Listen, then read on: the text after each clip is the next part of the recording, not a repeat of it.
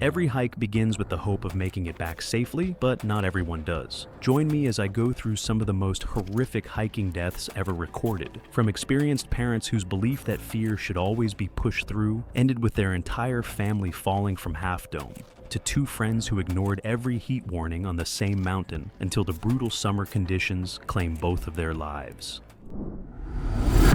It was July 16th, 2022. The trail to Half Dome begins at Happy Isles in Yosemite Valley and climbs from the valley floor to a summit above 8,800 feet. In mid-July, summer heat and heavy crowds, especially at the cables, turn the route into a slow, exposed endurance climb, where timing and fatigue matter as much as fitness. Lucien Delacroix was 47 and had lived in Boulder, Colorado for nearly 2 decades. He worked as a professional outdoor photographer whose work appeared in adventure, travel, and conservation publications. Before that, he spent over a decade as a sponsored climber, competing in bouldering circuits, completing technical ascents across the American West, and joining expeditions in Spain and Patagonia. While no longer competing, he stayed in strong physical condition and was known for his long familiarity and ease in mountain environments. His wife, Arielle Delacroix, was 45 and worked as an environmental educator designing outdoor learning programs for schools across several Western states. Her background combined developmental psychology, ecological education, and extensive field experience. She held wilderness certifications and had completed long-distance and high-country routes in places like the Wind River Range and Colorado Rockies. She shared Lucien's belief in physical challenge as a formative part of personal growth. I can't help but notice how often couples like this build the same philosophy around discomfort without ever really questioning it in the moment.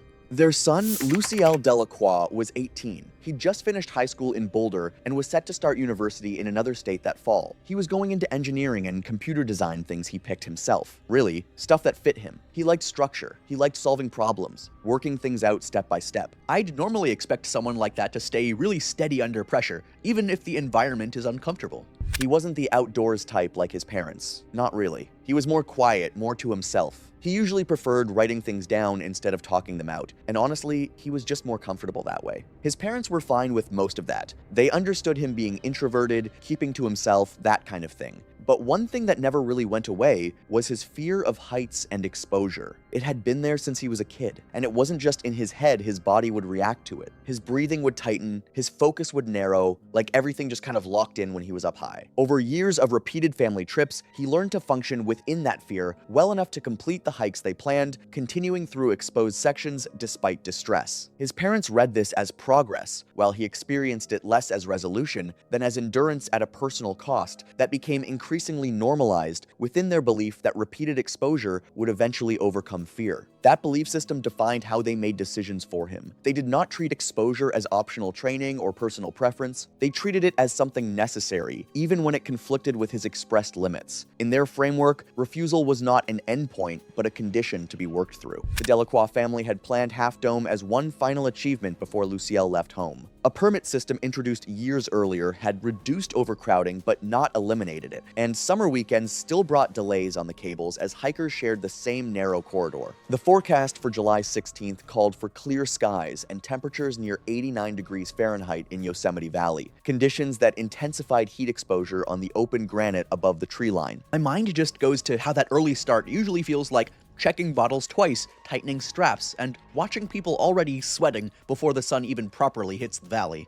In the days before the trip, Luciel actually told his parents he didn't want to do the Half Dome hike. He was pretty clear about it too. He said he didn't think he could handle the exposure, and he just didn't want to go up there, but that didn't really change things. His parents kind of shut it down. They told him the decision was already made. No back and forth, no real discussion about it, just he was going. That was it. Not something up for debate, not something to opt out of, and since the hike was still planned as a family thing, Luciel ended up going with them. There wasn't really any option laid out where he could just stay behind. That way of thinking was really central to how the Delacroix family raised Luciel. They didn't really see it as pressure. To them, it was more like necessity. They believed, from their own experience, that you build real resilience by actually going through hard environments, not just thinking about them or talking about them. Lucien had come into climbing after some early athletic setbacks, and Arielle often pointed back to her first long trail hike at 19, done underprepared as a moment that changed how she saw herself. So for them, this wasn't just an idea. It was something they had lived through. In the weeks before the trip, Luciel had quietly told a relative he didn't really want to go. He said he felt tired of of it all, like these trips were more his parents' thing than his. He also admitted he still went because not going felt even harder, almost heavier than just going along with it. And over time, that expectation of doing things together, hitting these shared milestones, made it harder for him to say no. He didn't really ask anyone to step in. It was more like he was just trying to say out loud what he hadn't been able to fully say inside the family. Honestly, I feel bad for him reading that, like he's already carrying the decision before anyone even sets foot on the trail. Their experience in the outdoors also became a constraint on judgment. Years of successful ascents reinforced the belief that fear could be managed through persistence. Because that pattern had held across many prior trips, hesitation was consistently interpreted as temporary rather than definitive. On familiar terrain like Half Dome, that confidence reduced sensitivity to conditions where past experience no longer applied cleanly. Among friends and colleagues in Boulder, the Delacroix family was known as a capable and experienced outdoor household. They were not performative about their lifestyle, but their competence was evident in how they moved through it. Carefully chosen gear, well-maintained systems, and a familiarity with wilderness environments that came from long practice rather than image. Their judgment in outdoor settings was widely trusted within their social circle. What feels deceptive to me is how easily that level of trust gets built just from consistency. Show up prepared enough times, and people stop imagining anything could go wrong with your decisions.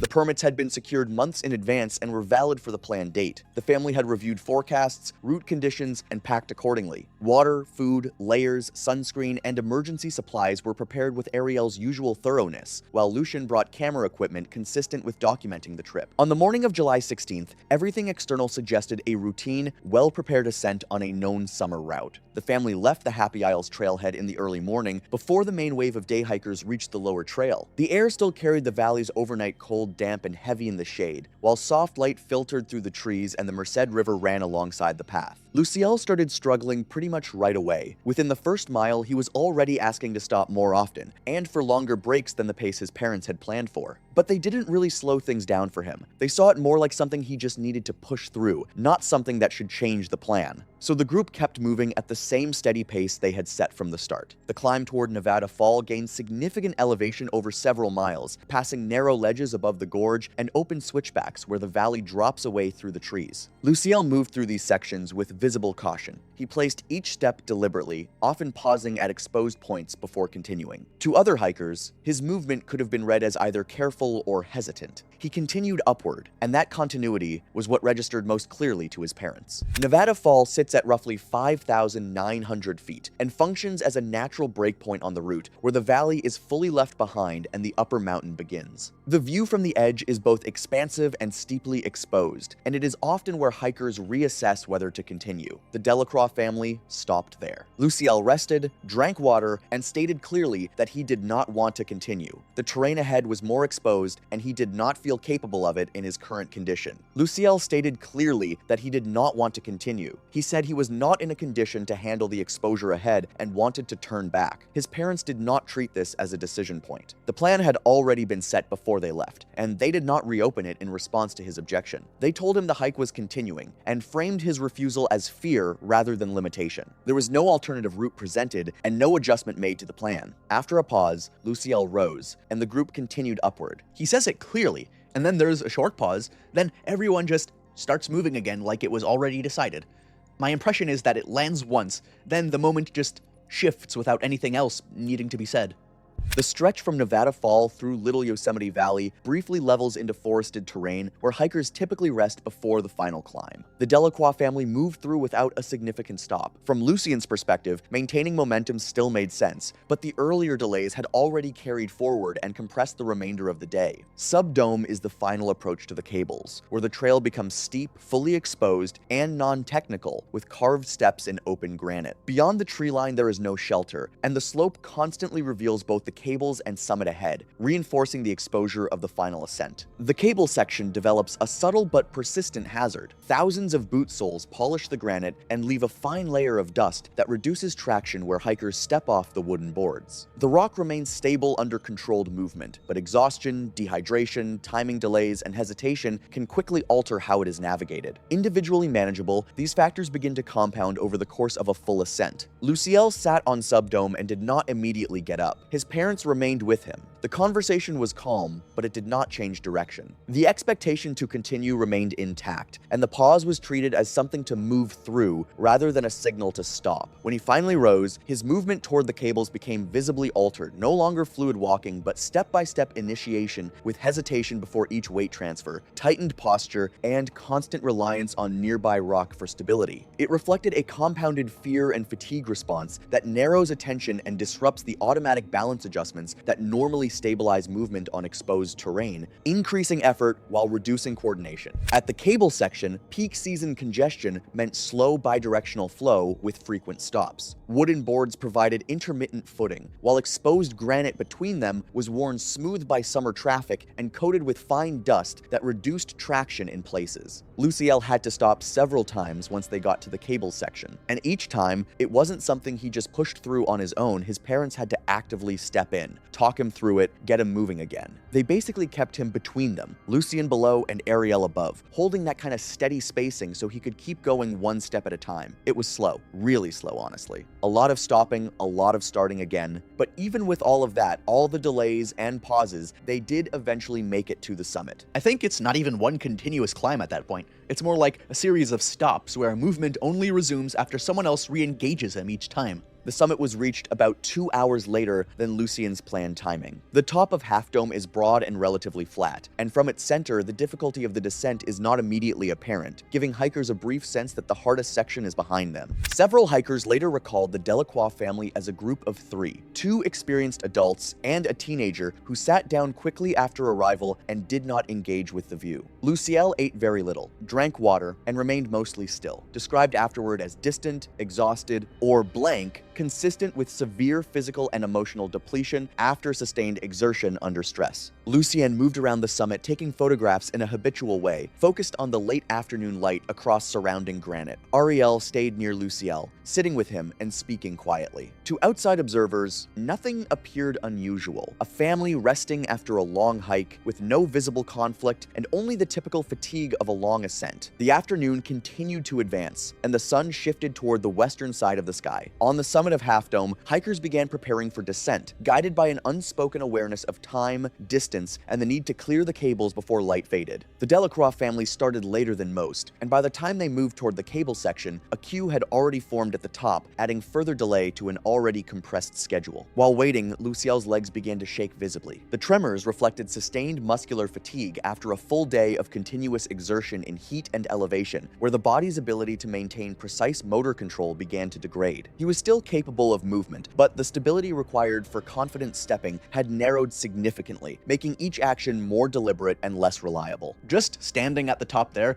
it already feels like the body is done holding steady, even before the descent actually starts. His parents stayed really close to him the whole time. That pattern they'd fallen into on the way up just kind of continued into the descent too. They were always within arm's reach, shifting around depending on the terrain, keeping that tight formation that had helped them get to the top. But going down is a different thing. On a descent like that, you usually want more space between people, more independence with your footing, just a bit of separation so each person can move safely through those exposed sections. Still, they didn't really change how they were doing it. They stayed clustered together, the same tight setup they'd used on the way up, even though the conditions had shifted. And that matters more than it sounds. The descent of the cables is often harder on people mentally than going up. On the way up, the drop is mostly behind you, but going down flips everything. You're suddenly facing it. Every step, the valley is right there in front of you, open and deep. The slope feels steeper just because of how you see it. So for someone already dealing with fear tied to exposure, the descent isn't just going back down. It's a different kind of pressure entirely. If it were me there, I'd already feel like I need a bit of space just to place each foot properly without bumping into someone right above or below me.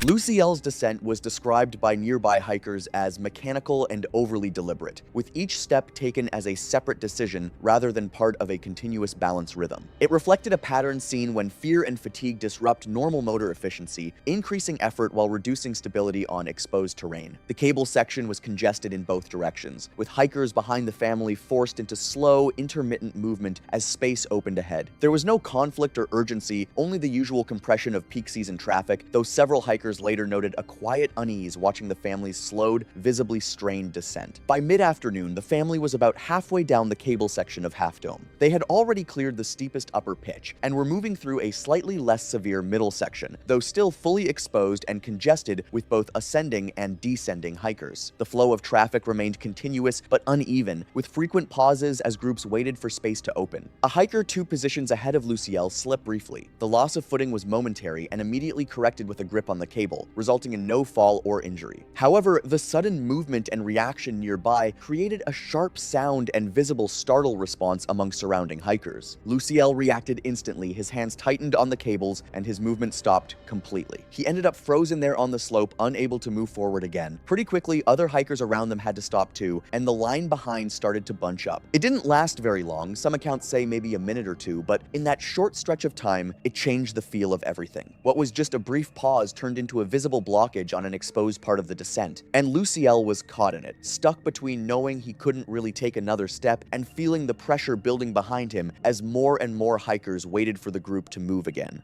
People are literally right behind him on the same cable section, just standing there in place. And there's that awkward silence where nobody can pass and everyone's just waiting for him to start moving again. After the brief stoppage, Luciel resumed movement. He took one step, then another, transitioning between boards in a section where the wooden slats are separated by exposed granite. His left foot landed on the open rock between boards, a surface that in mid-July conditions is typically worn smooth and coated with fine debris from repeated traffic. The boot failed to find sufficient friction to stabilize the step. The slip itself wasn't anything unusual for that kind of terrain. It can happen pretty easily on those granite steps. What made it harder to recover from was the way they were still operating as a tightly connected group at that moment. There wasn't much independent stability between them anymore. Each movement and correction was happening through the others. So the same system that had helped keep Luciel moving upward just didn't translate well to the descent. On the way down, that kind of linked movement doesn't give you the same control, especially on exposed rock where each person really needs their own steady footing.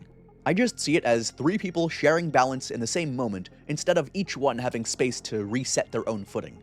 The resulting slip was not abrupt, but continuous, as his momentum carried forward while his foot continued moving downslope. His body began to rotate as his center of gravity shifted away from the vertical line defined by the cable. On a steep, exposed surface, that rotation quickly becomes critical because it removes the ability to re-establish balance through normal foot correction alone. Lucian, positioned below and slightly to the side, reacted immediately and grabbed for Luciel's backpack. The contact was firm, but it engaged a body already rotating and moving under its own momentum, producing a partial redirection rather than a full arrest of motion. At the same time, Ariel reached from above, attempting to intervene as the space between them closed. The combined responses occurred within the same instant, as the family's clustered positioning limited separation and left all 3 within the same immediate zone of movement on the slope. The 3 of them, in the moments that followed, ceased to function as separate, independently stable climbers. They became a single, interlinked system on a steep, exposed surface that does not accommodate shared loss of balance. Any remaining contact each had with the cables was no longer sufficient to counter the combined shifts in weight and momentum, and the clustered positioning removed the separation that would normally allow one person to stabilize while another recovered. 3 people staying that close on the cables, where one movement immediately affects the others before anyone can reset their footing.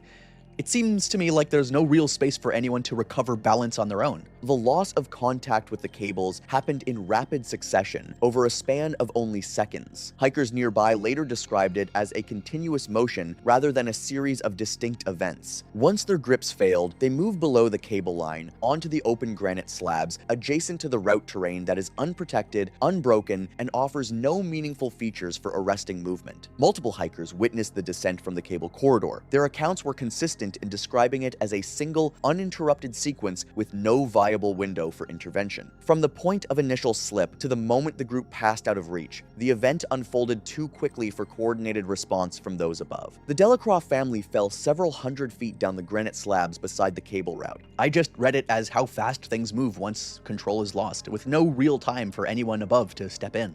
Hikers on the cables raised the alarm immediately. The park's emergency communication system was activated, and Yosemite Search and Rescue alongside National Park Service rangers were mobilized within minutes. A helicopter was launched shortly afterward. The cable route was closed, and response efforts began alongside the management of hundreds of hikers still distributed across the upper mountain, including those at the cables, on Subdome, and along the approach trail. All three members of the Delacroix family were located on the granite below the cable corridor and pronounced dead at the scene by responding personnel. Recovery operations and the evacuation of stranded hikers continued into the evening, and next of kin were notified that night. The medical examiner's findings and the subsequent National Park Service review were consistent. The deaths resulted from severe traumatic injuries sustained in a high-energy fall across exposed granite, with injuries deemed non-survivable. No evidence was found of mechanical failure, weather-related causation, or trail infrastructure issues beyond normal seasonal conditions. The contributing factors were identified as cumulative rather than singular: sustained physical fatigue from a full-day ascent in summer heat, delayed timing compressing the descent window, congestion and psychological strain at the cable section, and the documented severity of Luciel's exposure-related anxiety under exertion. The review also noted the role of sustained physical clustering during the descent, which reduced independent stability on a section of terrain where separation and individual balance management are typically critical.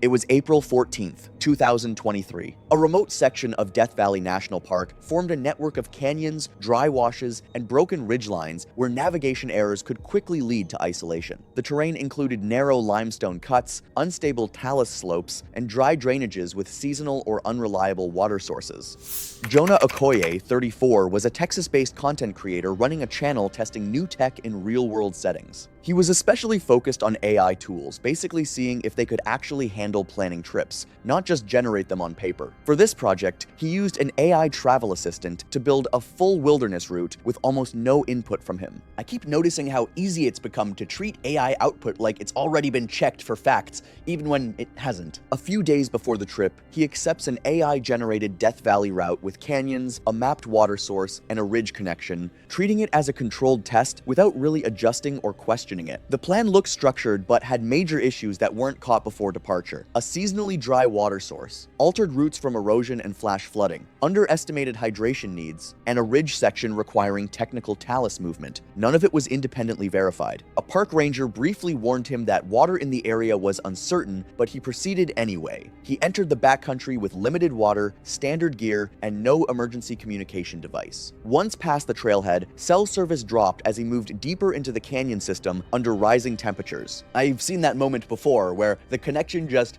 disappears and you're fully on your own after that point. Early progress through the drainage network was steady, though an unexpected washout forced an unplanned detour across unstable debris fields. The added distance and physical effort increased exertion beyond initial projections. By late morning, as ambient temperatures climbed and solar exposure intensified, his rate of hydration consumption increased significantly. As the terrain opened into exposed sections of sand and fractured rock, heat reflected upward from pale surfaces, compounding thermal strain. Fatigue began to accumulate, and rest intervals became more frequent. Despite these signs, Jonah continued along the planned route, relying on the assumption that the next waypoint would provide relief and replenishment. At the mapped water source, Jonah found only a dry basin, as the AI had incorrectly assumed seasonal flow. With no nearby alternatives and reduced reserves, he documented the failure on camera but continued the route, prioritizing completion of the experiment over retreat. Overnight conditions allowed limited recovery, but the next segment proved more severe than expected.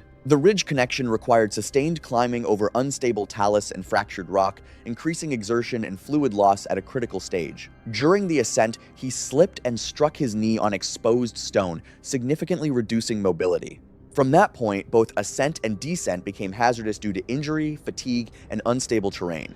His remaining water soon ran out, and he became increasingly disoriented with no reliable communication. He recorded a short video describing his condition before attempting a descent, but progress was slow and limited by injury and exhaustion. Concern was raised when he failed to return on schedule and his vehicle remained at the trailhead, prompting a search operation across the canyon network with ground teams and aerial reconnaissance deployed. That short recording ends up being the only thing I have to go on once everything else goes quiet. He was eventually located in a lower drainage zone, conscious but severely dehydrated, with a swollen knee and limited mobility. His condition was critical, with signs of advanced heat illness compounded by prolonged exposure and fluid loss. Although ground teams reached him and began assisted movement out of the canyon, his condition deteriorated rapidly during extraction. The combination of severe dehydration, exertional heat stress, and inability to stabilize his body temperature led to collapse before evacuation could be completed. He was pronounced dead shortly after being transferred to a ranger-accessible point, with medical assessments citing hyperthermia and multi-organ failure consistent with prolonged heat exposure and exertion under dehydration. The incident was later classified as a high-risk backcountry fatality, driven by reliance on unverified algorithmic route planning, compounded by inaccurate environmental assumptions, insufficient emergency preparedness, and delayed effective response once incapacitation occurred. Officials emphasized that digital navigation tools cannot replace field verification in remote desert environments where conditions can shift rapidly. This story starts in July 16, 2019, with 4 gym buddies named Mason Price, Derek Alvarez, Silas Crane, and Tobias Renner. Mason was 29, Derek was 31, Silas was 28, Tobias was 30. They'd been training together for years at the same gym, and from what people who knew them said, they were the kind of friends who couldn't just lift weights together without turning it into some kind of contest. Who could bench more? Who could run faster? Who could go longer without eating before a workout? You could pick literally anything, and these 4 had probably already argued about it. At some point, the conversation turned to endurance, and somebody brought up Death Valley. You've probably heard of it, even if you've never been close to it. It's one of the hottest places on the planet during the summer, with temperatures that regularly climb past 120 degrees Fahrenheit. Mason, Derek, Silas, and Tobias heard about how brutal the heat could get out there, and instead of filing that away as a fun fact, they turned it into a bet. Whoever gave up first on a hike through the park would owe the other 3 an entire year of gym membership fees. I want to pause right here because this is the part that gets me every time I think about it. A year of membership fees is, what, maybe $600? $800 if the gym is fancy. These 4 were about to risk their lives over something you could solve by just paying for your own membership and not betting it. That's the thing about competitive friendship sometimes. The stakes don't even have to make sense. It's never really about the money. It's about not being the one who backs down. Here's where it also gets really interesting for me, and honestly also a little bit disturbing. These 4 didn't just wake up one day and drive out to the desert. They spent almost 3 weeks planning this thing. Most of that planning focused on the challenge itself. They wanted an empty trail, uninterrupted footage, and a chance to prove they could handle conditions that most people avoided. Part of that meant not advertising the plan to people who might try to talk them out of it. Think about that for a second. They weren't breaking rules or entering restricted areas. The 4 hikers believed they were skilled and prepared enough to handle conditions that others couldn't. Despite repeatedly encountering warnings against strenuous hiking in extreme heat, they viewed those warnings as being meant for less capable people, not themselves. They thoroughly researched the trail, weather, maps, and trip reports, but ultimately underestimated the danger of the heat. I think this is where their thinking went completely sideways, and it's worth sitting with for a second. Most people read a warning like that and think, okay, I shouldn't go. These 4 read the same warning and thought, great, that means the trail will be empty. They took a list of reasons to stay away and flipped it into a list of reasons the plan would work. It's such a small shift in thinking, but it changes everything that happens after. During planning,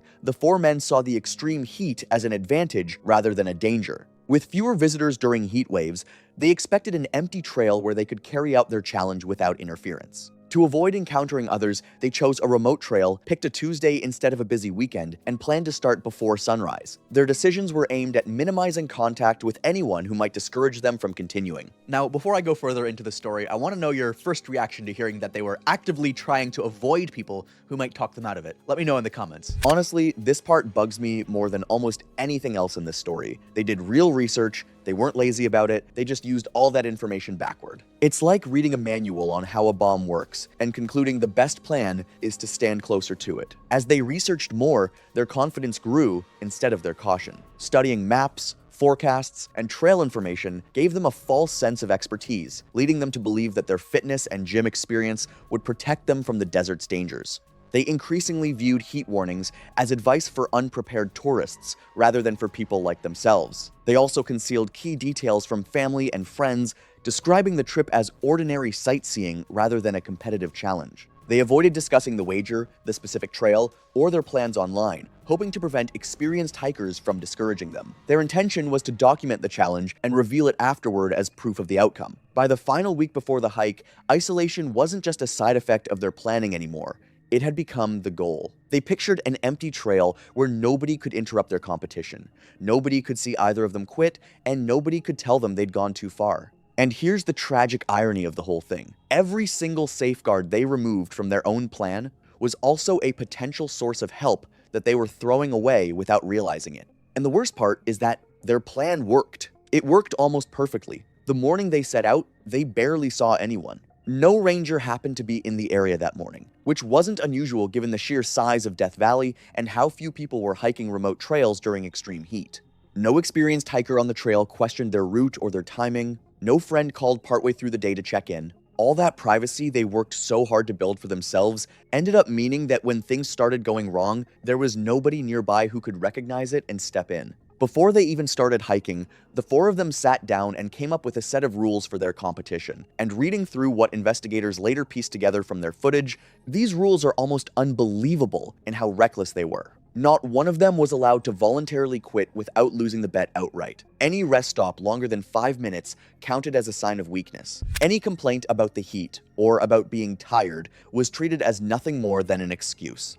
Every major checkpoint along the route had to be filmed as proof they'd actually reached it. And whoever made it to the turnaround point first would get extra bragging rights on top of winning the bet. So basically, in the span of a few sentences, a goofy competition between friends turned into a set of rules that actively punished either one of them for admitting they were struggling. That's the part that really gets under my skin. They built a system where the smart decision, stopping, resting, turning around, was treated as failure. They engineered their own peer pressure into the trip before they'd even taken a single step. They started hiking before the sun came up, just like they'd planned. For the first several miles, everything felt easy. The temperature was still relatively bearable in those early hours, and all four of them were full of energy. Their phones captured non-stop trash talk between them. Mason bragged that years of heavy lifting and serious conditioning had basically prepared him for anything the desert could throw at him. Derek pushed back, insisting that mental toughness mattered way more than any hydration plan or safety precaution. Silas claimed his trail experience put him a step ahead of everyone else. Tobias just laughed and said he'd settle the whole argument by finishing first. Watching this part of the footage, if you didn't know how the story ended, you'd think you were watching four confident athletes treating a desert hike just like another gym challenge. They laughed at the warning signs posted along the trail about extreme heat. They joked that people online had clearly exaggerated how bad it could get. The trail being nearly empty only made them more confident, because to them, every mile they covered without seeing another soul felt like proof their planning had paid off. At several points in the footage, they comment on how few people they've seen out there. Mason jokes that the whole park basically belongs to them now. Derek responds that this is exactly why they picked a weak forecast to experience some of the most extreme temperatures of the summer to do this. I think this moment is honestly the saddest part of the early footage, even though nothing bad has really happened yet. Not one of them understood that the emptiness around them wasn't a reward for being tough. It was a warning that almost everyone else had already decided the conditions were unsafe, and they were the only four who hadn't gotten the message yet. Once the sun actually rose, everything started changing fast. The landscape around them began throwing heat back at them from every direction. There were long stretches of trail with almost no shade anywhere in sight. Sweat poured off all four of them, and within a relatively short stretch of time, their shirts were completely soaked through. Derek noticed he was drinking a lot more water than he'd planned for. Mason developed a headache, but brushed it off as just normal exertion from the hike. Silas started favoring one leg slightly, but didn't say anything. Tobias felt his pace slipping, but kept pushing to stay even with the others. Their conversations got shorter. The joking that had filled the early morning faded out. None of them said out loud that the effort was becoming harder than they'd expected. Instead, each guy looked at the others struggling and saw it as proof that the competition was actually working the way it was supposed to. The trail stayed mostly empty through this stretch. Hours passed without any real contact with another person. What had felt like freedom earlier in the morning now meant there was nobody around to notice just how quickly things were changing for the four of them. Heat radiated straight up from the sun-baked rock and dirt under their boots, and the ground itself seemed to be holding onto that warmth and throwing it right back at them. Like the whole desert was cooking them from every angle at once. This is the point in the story where if you'd be a somewhat reasonable person, you would have turned around. The headache, the sweat, the sudden water consumption, those are your body's early warning lights. But because they'd built this whole competition around punishing weakness, none one of them could let themselves see those warning signs for what they actually were. As the temperature kept climbing, the whole thing got more aggressive. The four of them started racing certain stretches of the trail. Whenever one guy stopped for even a brief moment, the others pushed ahead without him. Small breaks that should have been opportunities to rest turned into chances to gain an advantage in the competition. When Derek suggested taking a longer break at one point, Mason immediately mocked him for it on camera. When Mason started breathing heavily, climbing a steep section, Derek accused him of slowing down on purpose. When Silas asked if anyone else was feeling dizzy, Tobias brushed it off as nothing. None of them wanted to look weaker than the others, and their decisions, every single one of them at this point, were being driven by pride instead of by what their bodies were actually telling them. The environment that had felt totally manageable before sunrise now felt openly hostile. The air kept getting hotter with every hour that passed. Heat radiated up from the ground while the sun beat straight down on them from above, basically squeezing them between two sources of heat. And still, no one was willing to admit out loud that maybe they had underestimated exactly what the desert could do to them. I keep coming back to this idea of pride overriding instinct, because I think it's the actual core of this whole tragedy.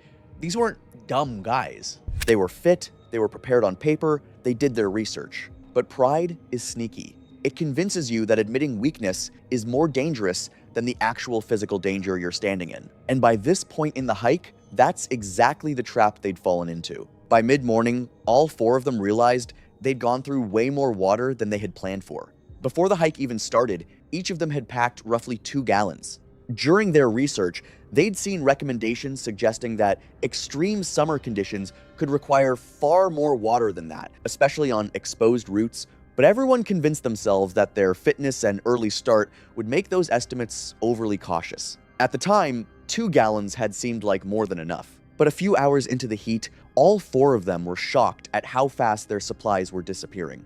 And instead of treating this discovery as a reason to slow down or turn back, it sparked a whole new competition between them. Rather than having an honest conversation about how to manage the situation safely, everyone became fixated on proving they were handling the heat better than the others. Derek started quietly rationing his water without saying anything. Mason started sneaking bigger gulps whenever nobody was watching. Silas began hiding how much he had left, while Tobias started timing his sips so the others wouldn't notice how thirsty he really was. They kept checking each other's bottles throughout the day. Nobody wanted to admit any concern, because in their minds, showing concern was basically the same thing as surrendering. Gotta be honest, I shook my head on this one. Because running out of water faster than expected in Death Valley in the summer should be an obvious, flashing red alarm. It's not a small detail. It's basically the most important warning your body and your supplies can give you out there, and these 4 looked at that warning and decided it was just another obstacle to push through rather than a reason to stop. As the temperature pushed toward genuinely dangerous levels, the first serious symptoms started showing up. Mason developed worsening headaches along with occasional dizziness. Derek started getting painful muscle cramps in his legs. Silas began losing his balance on flat ground. Tobias started slurring his words without noticing. All of them became increasingly irritable, started making small mistakes they normally wouldn't have made, and found themselves arguing over minor issues that hadn't seemed important earlier in the morning. Their pace noticeably slowed down. The video clips they were still recording got shorter, because by this point, just talking required real effort. Long silences started appearing between the recordings. In one clip, Mason struggled to remember a distance estimate he himself had mentioned earlier that same day. In another, Derek just pauses for several seconds, clearly trying to recall what the next checkpoint on their route was supposed to be. In one of Silas's last clear recordings, he repeats the same sentence twice without realizing it. Tobias, in his, just stares at the camera for several seconds before saying anything at all. All of them laughed these moments off when they happened. What made the situation especially dangerous was that the warning signs weren't arriving one at a time. Forgetfulness, irritability, poor decisions, physical exhaustion, and misplaced confidence were all beginning to overlap and reinforce one another. No one recognized them as warning signs, even though to anyone watching from the outside, and especially to anyone who knows anything about heat illness, those moments are about as clear a red flag as you can get. The heat at this point was becoming genuinely overwhelming. Temperatures kept rising while the 4 of them stayed out in the open, with basically no real protection from the sun. Mason kept pulling out the trail map and studying it, but he was struggling to interpret information that he'd reviewed in detail before the hike even started. Derek kept forgetting where he'd packed certain pieces of equipment in his own backpack. Silas kept asking the others how far they'd already gone, even though he'd asked minutes before. Tobias kept stopping to check a checkpoint marker that wasn't actually there yet. Simple conversations between them started turning into arguments. They debated distances they had already covered together. They disagreed about how much water was actually left between them. They kept asking each other questions that had already been answered just minutes earlier. Mason noticed that Derek was becoming unusually forgetful and irritable, but he chalked it up to exhaustion, making his friend dramatic. Derek noticed Mason struggling with basic navigation decisions, but he dismissed it as Mason just being stubborn. Silas noticed Tobias slurring his words, but figured he was just tired. Tobias noticed Silas stumbling, but assumed he'd twisted his ankle. None of them stopped to consider that they were all actively showing signs of heat-related cognitive impairment. I want to slow down here for a second because I want to stress out that heat exhaustion and heat stroke don't just hurt your body. They hurt your brain. They mess with your ability to recognize that something is wrong in the first place. So you end up with this horrible situation where the exact thing that's putting you in danger is also the thing stealing away your ability to notice the danger. These four weren't just getting physically weaker. Their judgment, the one tool that could have saved them, was breaking down right along with everything else. By late morning, all four men were showing obvious signs of severe heat stress, and yet none of them believed they were actually in serious danger. Mason kept insisting on camera that he felt fine, even while he was visibly stumbling on flat ground. Derek laughed off his own symptoms, claiming he'd pushed through worse during regular gym workouts. Silas insisted his balance issues were just an old knee injury acting up. Tobias claimed he was talking slow on purpose, like it was some kind of joke. Their videos from this stretch capture increasingly irrational conversations. They talked about completing extra mileage after finishing the challenge, like they were planning some kind of victory lap. They made wildly unrealistic estimates about how quickly they could finish the rest of the route. To anyone watching this footage afterward, it's obvious almost instantly that none of them was thinking clearly anymore. But to the four of them, in that moment, everything still felt completely manageable. As the temperature kept climbing, all of their phones started showing overheating warnings after extended periods of recording in direct sunlight.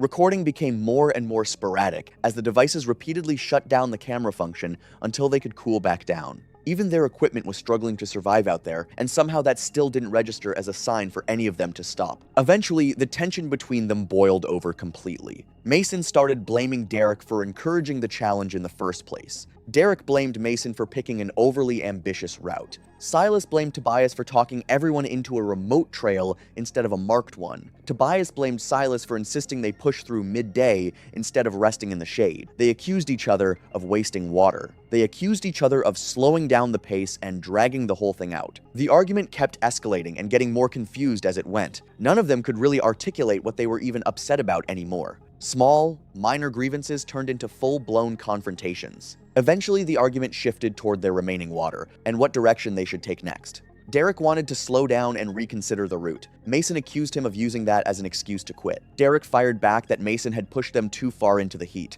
Silas sided with Mason, Tobias sided with Derek. After several increasingly confused arguments about water, pace, and navigation, the group split into two pairs, each one going their own direction. Each of them had convinced himself that the others were the entire reason the day had gone so badly. I want you to imagine that scenario. Four guys who started the day as best friends and training partners ended up splitting apart from each other. Alone, in one of the hottest places on Earth, because their judgment had deteriorated to the point where teaming up felt worse than going it alone. If there's a single decision in this entire story that sealed their fate, I think it's this one. Once they separated, all four of their conditions got worse fast. Mason kept recording occasional updates on his phone, and honestly, the footage from this stretch is hard to watch. He repeats the same observations multiple times without seeming to realize he's already said them. He struggles to hold the phone steady, his speech becomes increasingly disorganized and hard to follow. At one point in the recordings, he even seems uncertain about which direction he's actually traveling in.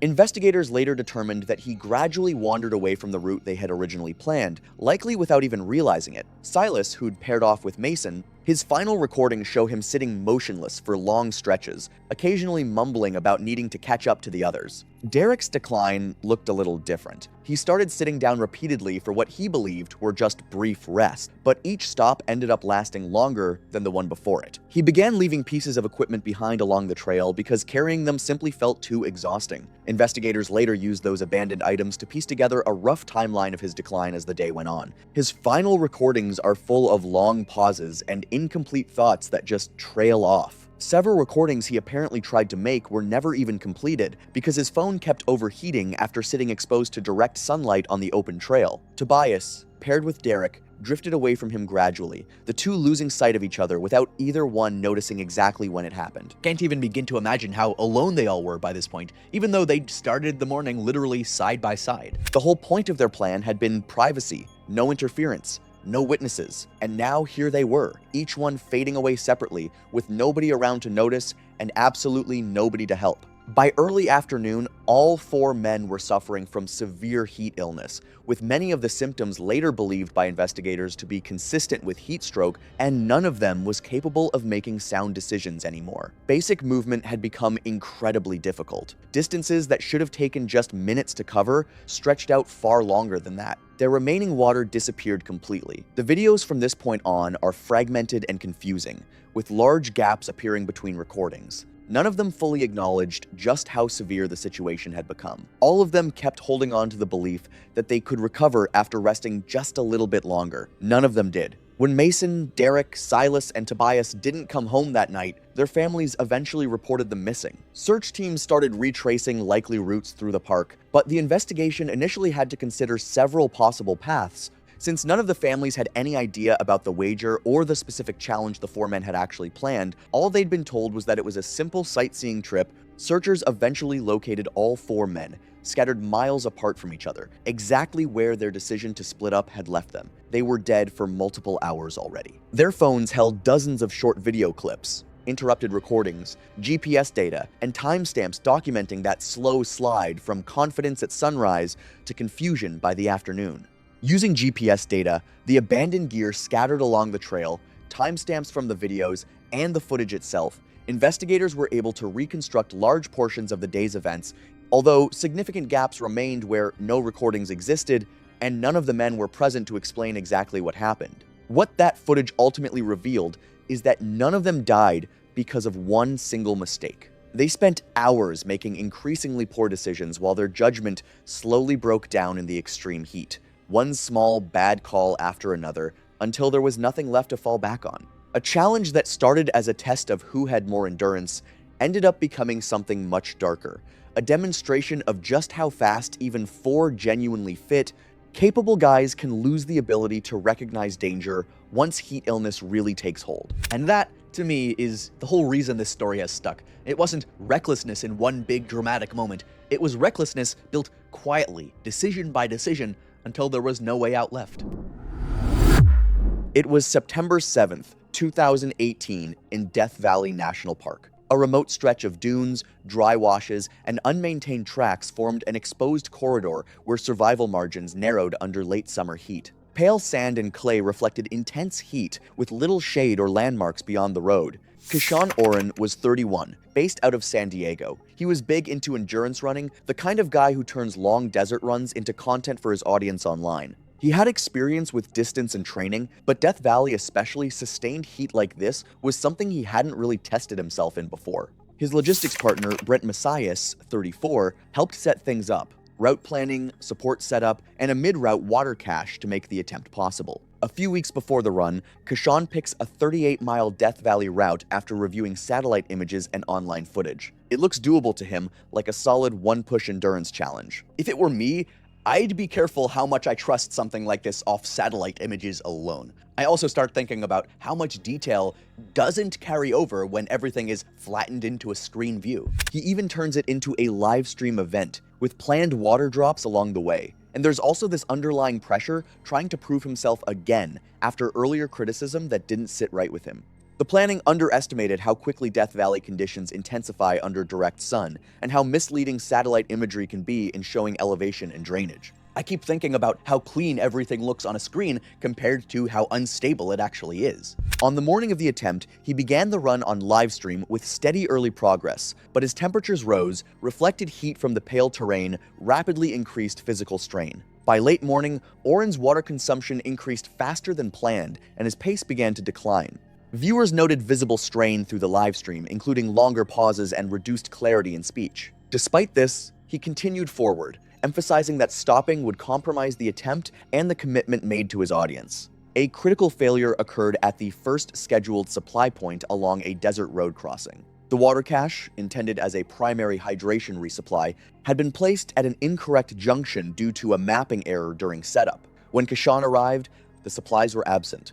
After an extended search of the area, he was forced to continue with significantly reduced hydration. At this stage, dehydration began accelerating, and early heat illness symptoms emerged, including confusion, impaired judgment, and reduced coordination.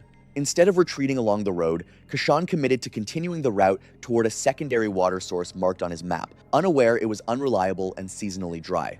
By early afternoon, his movement had slowed to a strained walk. Speech became fragmented, and he began showing clear signs of progressing heat stroke. He consumed his remaining water and reached the mapped water source, which was completely dry. At that point, cognitive impairment was already advanced. Although he had emergency communication equipment available, he did not initiate a full distress signal immediately. His judgment was increasingly affected by dehydration, confusion, and a distorted perception of remaining capability, leading him to underestimate the severity of his condition. Instead of calling for evacuation right away, he tries to check himself first. Just a quick self-assessment, trying to figure out how bad things really are. Then he keeps moving a bit, slowly looking for anything shade, a better spot, somewhere he might get a signal or just be able to communicate more clearly. I'm just watching him burn time here, trying small fixes when the bigger problem is already set. But that choice ends up costing time, and in that window, things start to slip even more.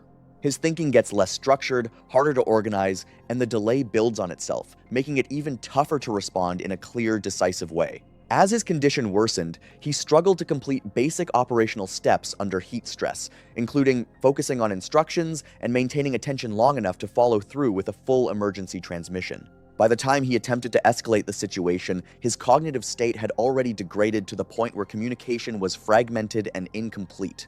The delay meant that when emergency services were finally contacted through a third-party viewer, responders had to rely on limited, indirect location data rather than a precise real-time distress signal. This increased the time required to narrow the search area within the Canyon system. Emergency services were alerted after a viewer contacted authorities during the live stream. Search teams launched immediately, with aerial units deployed once his last known location was confirmed through tracking data. Rescuers found him later that afternoon unconscious, showing signs of severe hyperthermia consistent with advanced heat stroke. Despite rapid cooling and evacuation to a regional hospital, his condition was irreversible, and he was pronounced dead shortly after arrival. Investigators cited multiple contributing factors, including insufficient hydration planning for Death Valley conditions, a critical navigation error that mispositioned water supplies, and delayed emergency activation. The live stream was also identified as a contributing pressure factor, influencing continued exertion despite clear signs of physiological decline. The recording later circulated widely, prompting renewed scrutiny of endurance challenges in extreme desert environments and the risks of prioritizing performance over survival limits. It was March 14, 2023 in Scottsdale, Arizona, when the idea of hiking Angel's Landing in Zion National Park first became a fixed plan tied to a specific summer trip. That evening, a screenshot of an Angel's Landing summit photograph was posted. Within hours, it drew multiple reactions, including a question about whether access had already been secured. Vienne Jemison was 51 years old. She lived in northeastern Scottsdale near the edge of a large desert preserve and worked in pharmaceutical sales, a field defined by persistence, composure under rejection, and long-term goal pursuit. She was an active recreational hiker with consistent experience on desert trails in Arizona and occasional trips to higher elevation terrain, reflected in her regular outdoor activity and documented hikes. It never really became a full hiking plan in the environmental sense. It narrowed early into a single objective, getting onto Angel's Landing, permit or not. Everything else, water, heat, turnaround decisions, stayed secondary to that. Access became the defining constraint she organized everything around. In January, February, and March, she entered the permit lottery multiple times and did not secure a date for her planned summer trip. Early responses to the results were restrained frustration, followed by continued attempts and informal advice seeking about better odds or alternative dates. By April, her framing had shifted. The permit system stopped being something she was working within and became something she was working around, reinforced by framing it as administrative rather than safety-driven. The focus shifted away from the hiking conditions behind the restriction and toward removing the restriction itself. I'm not going to overthink it, but she didn't get a permit. She didn't even get it after multiple tries. And at some point, you can kind of see the focus start shifting away from the trail itself and more toward finding a way around it. Her subsequent research shifted toward bypass logistics rather than trail conditions, enforcement timing, checkpoint locations, penalties for unauthorized access, and alternative approaches using the West Rim route from Lava Point. The evaluation framework moved from whether the hike was manageable under conditions to how it could be completed outside the permit system. What I really don't see here is how uneven the attention is between the system she was trying to get through and the actual conditions she was stepping into. Even with forecasts pointing to sustained triple-digit heat, that information never carried the same weight as the access problem. It stayed secondary in the planning. By the time she reached Zion, she had a detailed entry strategy, but a much less developed model of what that distance, elevation, and heat would actually combine into on the ground. The logistics were clear, the physical consequences were not fully internalized. She arrived in Springdale on the evening of June 15, a small gateway town positioned just outside the southern entrance to the canyon system and functioning almost entirely as the operational base for visitors entering the park. In peak season, the town operates less like a destination and more like a processing point, a place where hikers, tour groups, and independent travelers converge briefly before dispersing into the canyon at first light. The streets were active with early summer traffic, with gear shops, food stops, and shuttle pickup points moving at a steady but familiar rhythm shaped by seasonal demand. Her accommodation was located near the park entrance within walking distance of the shuttle system that serves the canyon corridor. She checked in without issue and appeared structured and composed in her preparation, treating the evening as part of a planned sequence rather than a point of decision. There was no visible hesitation in her movements or changes in intent. Outside, temperatures remained warm but still within a manageable early summer range for the region, the kind of desert heat that experienced hikers often accept as baseline conditions rather than a limiting factor, especially during evening hours when the canyon temporarily cools before the next day's rise. There is not much focus, at least from what I could tell, on things like heat illness, how much water she'd realistically need, or when you're supposed to just turn around if it gets too much in exposed canyon terrain. She spent the evening handling routine preparations, organizing gear, reviewing timing, and orienting herself to the logistics of the following morning. The atmosphere in town reflected the broader season, visitors arriving late, others returning from completed hikes, and early risers preparing for departures before daylight. Nothing about the environment really would have stood out as unusual for someone planning a long summer hike in Zion. Early starts are just what people do out there, and heat management is usually baked into the timing of the day rather than something you avoid altogether. By the following day, official heat warnings had been issued across the park and surrounding canyon system. Forecasts projected temperatures rising above 100 degrees Fahrenheit at canyon level, with advisory guidance recommending that strenuous outdoor activity be avoided during peak daylight hours. The warning was distributed through multiple channels: visitor centers, shuttle stops, trailhead signage, and ranger briefings directed at incoming hikers. It was not framed as an abstract forecast, but as an active condition affecting decision-making on the ground. By that point, it was already influencing behavior, with some visitors shortening itineraries, adjusting start times, or turning back before committing to exposed or high-exertion routes. She acknowledged the advisory, but didn't really change her plan. Later that day, she drove north out of the canyon area toward higher elevation near the park boundary, and you could feel the difference pretty much right away with the change in altitude. It was cooler, less direct heat, just an entirely different feel compared to down in the canyon. Her movement through the area was brief but deliberate. She followed the access road leading toward the West Rim approach, stepped into the trail entry zone, and oriented herself visually along the route system that would eventually connect back into the canyon proper. The purpose of the visit was not exploratory in the traditional sense. She did not appear to be testing her capacity or reassessing difficulty. Instead, her actions suggested confirmation, verifying access points, understanding entry logistics, and visually reinforcing the path she intended to use. After a short period on foot near the trailhead area, she returned to her vehicle and drove back toward town. That evening, she spoke with someone close to her who raised explicit concerns about the forecasted heat and the physical demands of the route under those conditions. The conversation centered on timing and exposure, specifically the risks associated with sustained exertion in triple-digit temperatures and the difficulty of maintaining safe hydration levels over a long-distance canyon hike. In response, she described a plan built around a pre-dawn departure, intended intended to place her deep into the route before the sun fully reached the canyon floor. Even hearing that conversation about the heat and the water, I feel like the plan was already locked in on timing more than anything else at that point. She outlined steady forward movement through the hike with an expectation of returning before peak temperatures fully developed in the late morning and afternoon. She also referenced carrying a limited supply of water and mentioned the possibility of a seasonal water source along the route, though there was no indication of a confirmed filtration method or a backup hydration strategy if that source proved unavailable. The assumption of availability remained unverified, but factored into her overall planning approach. Before ending the conversation, she agreed to send check-ins at key points along the hike, including major transitions along the route where her progress could be tracked. The agreement was framed as a simple precaution rather than a response to risk. After the call, she finalized her departure timing for the following morning, structuring it around a pre-dawn start intended to maximize travel through the canyon before environmental conditions reached their daily peak. She was moving before dawn. The Airbnb host later noted that her vehicle was already gone when he checked the driveway in the early morning hours, earlier than expected based on her stated plan to leave before sunrise. The drive from Springdale to the Lava Point trailhead takes roughly 40 to 50 minutes in light traffic, and she had driven the route before. She arrived at the Lava Point trailhead while it was still dark. Based on the timestamp of a photo she posted from the location, a headlamp-lit image of the trailhead sign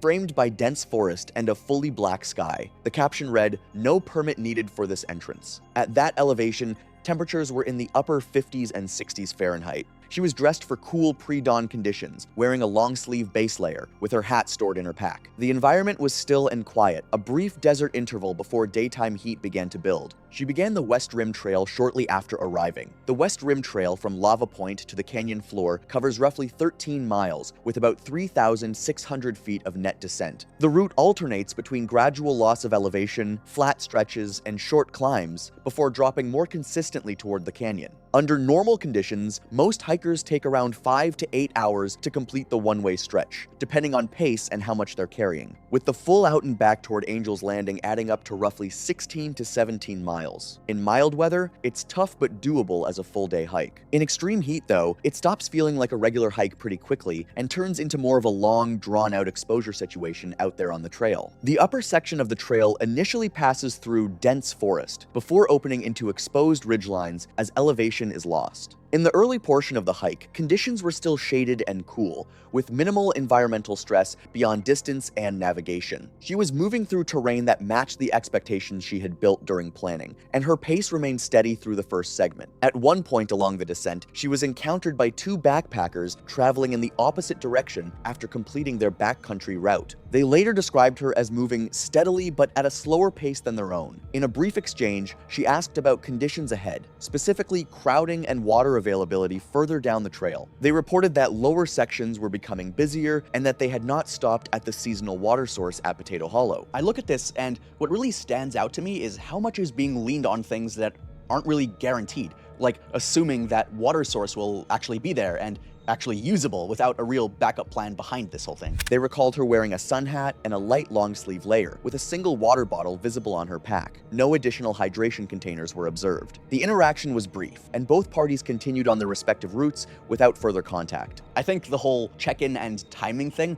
just feels more like a plan on paper than something adjusting to what the trail was actually going to throw at her. Based on this encounter and standard segment timing for the trail, she was estimated to be in the mid to lower portion of the West Rim corridor by that point, with several miles still remaining before reaching the junction with the upper Angel's Landing route above Scout Lookout. The remaining terrain from there transitions into progressively steeper descent, with increasing exposure and less shade as the trail approaches the canyon floor. By then, conditions below were already warming rapidly. As sunlight reached deeper into the canyon, temperatures were climbing into the upper 80s and continuing to rise steadily with full solar exposure. At that stage, she had been hiking for several hours and had covered roughly 8 to 9 miles, with the most technically exposed and physically demanding sections of the route still ahead.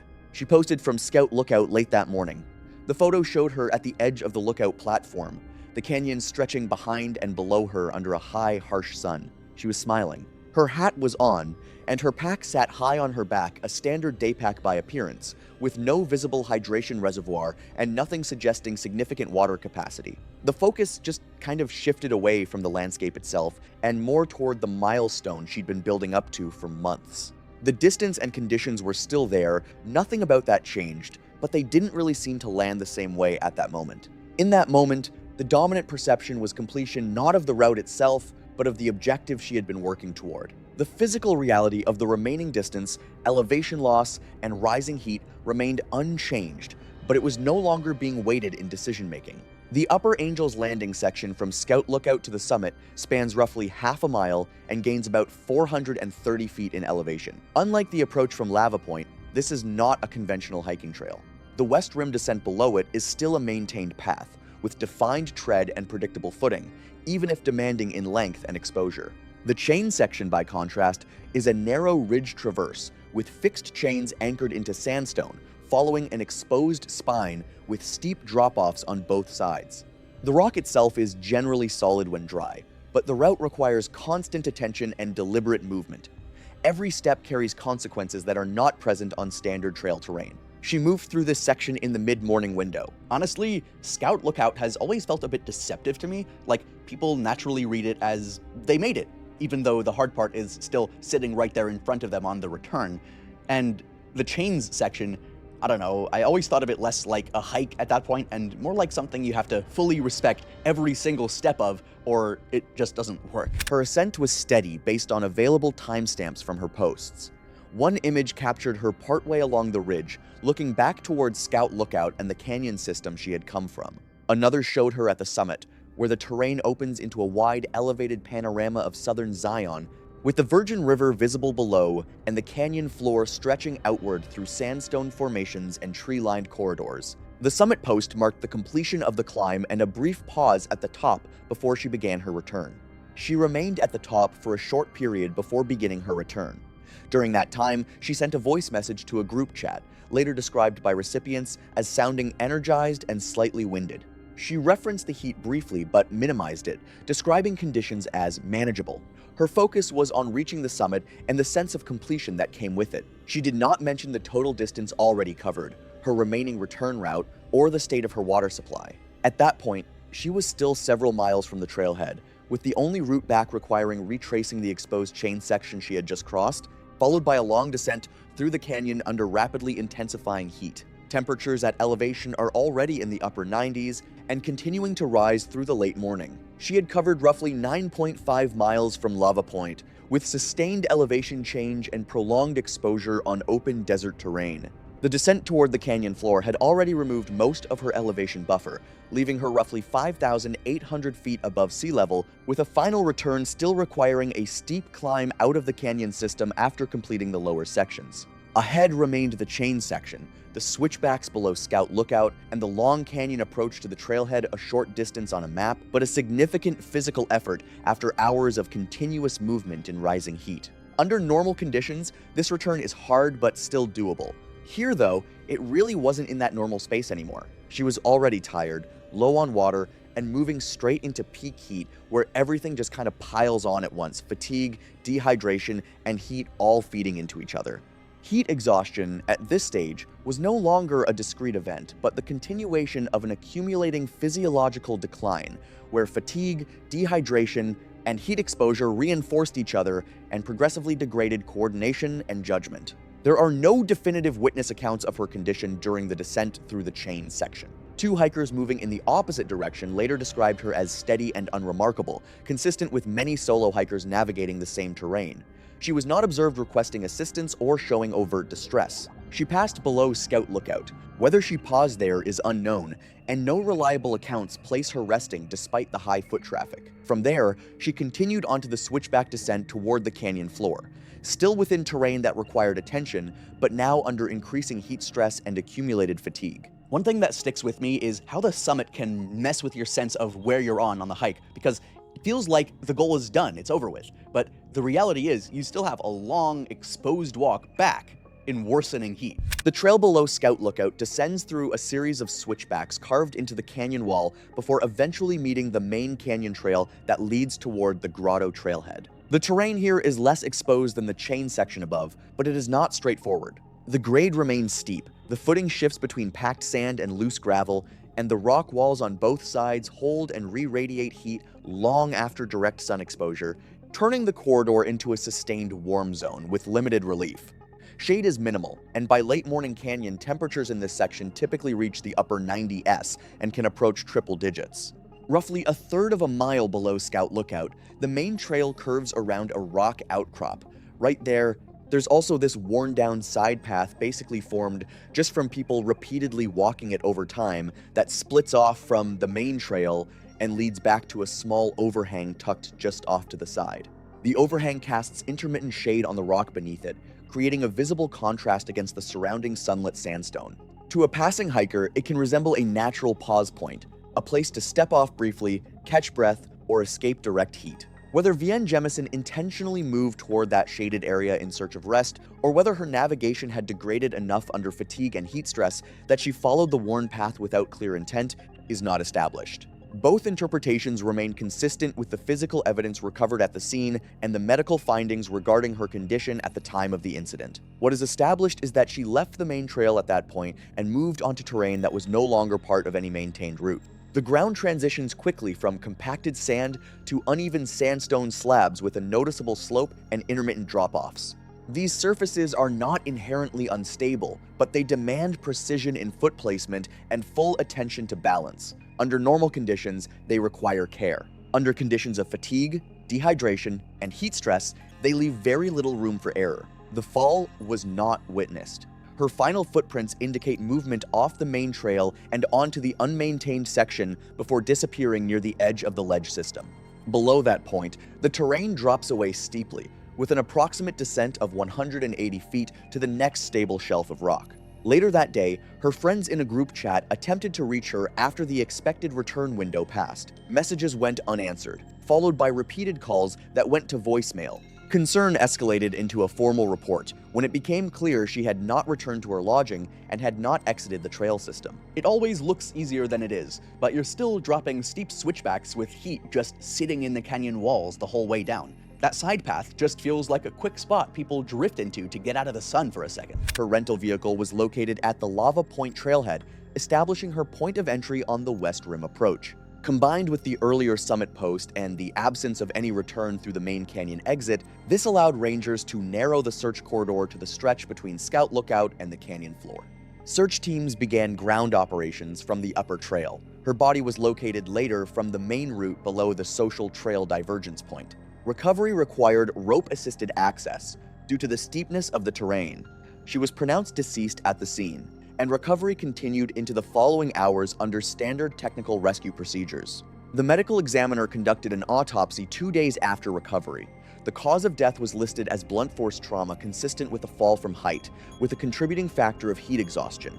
Findings indicated significant dehydration and prolonged heat stress at the time of death, reflecting a body already under sustained thermal strain that impaired coordination, judgment, and recovery capacity. No underlying cardiac or neurological condition was identified that would account for a sudden collapse independent of environmental exposure. A subsequent incident report by park authorities identified multiple contributing factors, including sustained extreme heat during the hiking period, insufficient hydration for the duration and distance of the route, and an access approach that extended both mileage and exposure compared to the standard route. It noted that bypassing the usual entry system formed part of a sequence of decisions that increased overall exposure and risk, though it was not identified as the direct cause of death.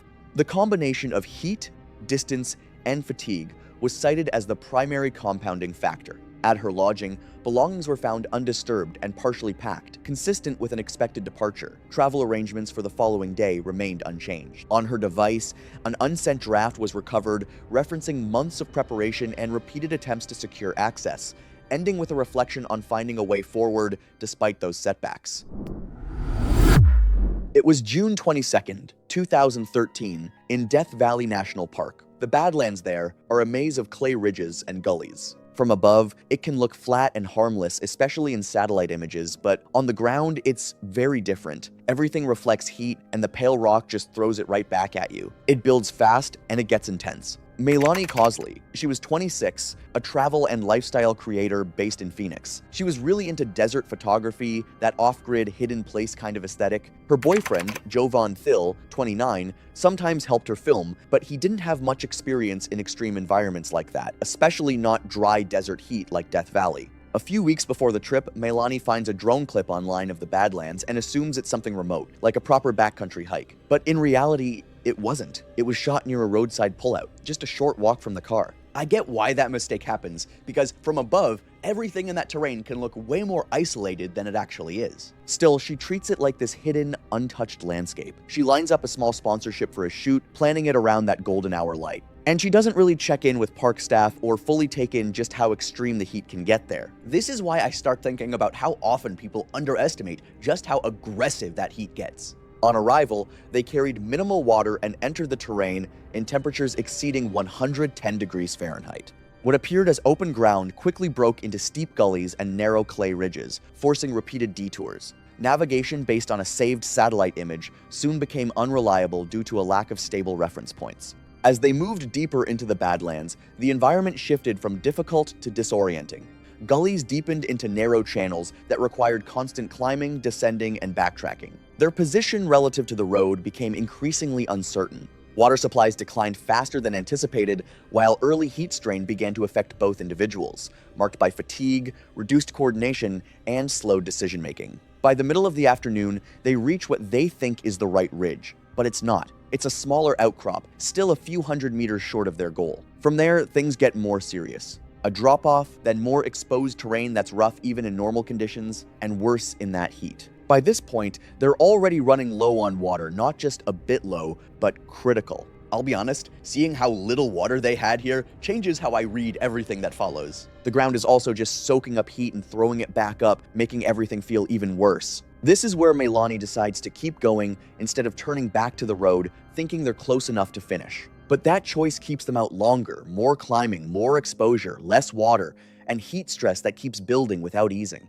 Phil began to show clear signs of heat exhaustion, including headache, nausea, and diminished sweating. Meilani attempted to manage their remaining water, but physiological decline was already underway. Within a short period, Phil's condition progressed to heat stroke, marked by confusion and loss of coherent speech. Meilani attempted to reverse course toward the road, but the terrain no longer matched her reference points. Every route ended in dead ends or impassable gullies. As her condition worsened, she also developed symptoms of severe heat illness, including dizziness, confusion, and impaired judgment, further reducing her ability to navigate. As temperatures peaked, Phil collapsed first and became unresponsive. Meilani attempted to move him into the limited shade of a gully wall, but conditions were no longer survivable in place. His condition deteriorated rapidly, and he died later that evening from hyperthermia and organ failure following prolonged exposure to extreme heat. Meilani remained with him for a period of time before attempting to retrace their route toward the road for help. However, by this point, she was also experiencing advanced heat stroke symptoms,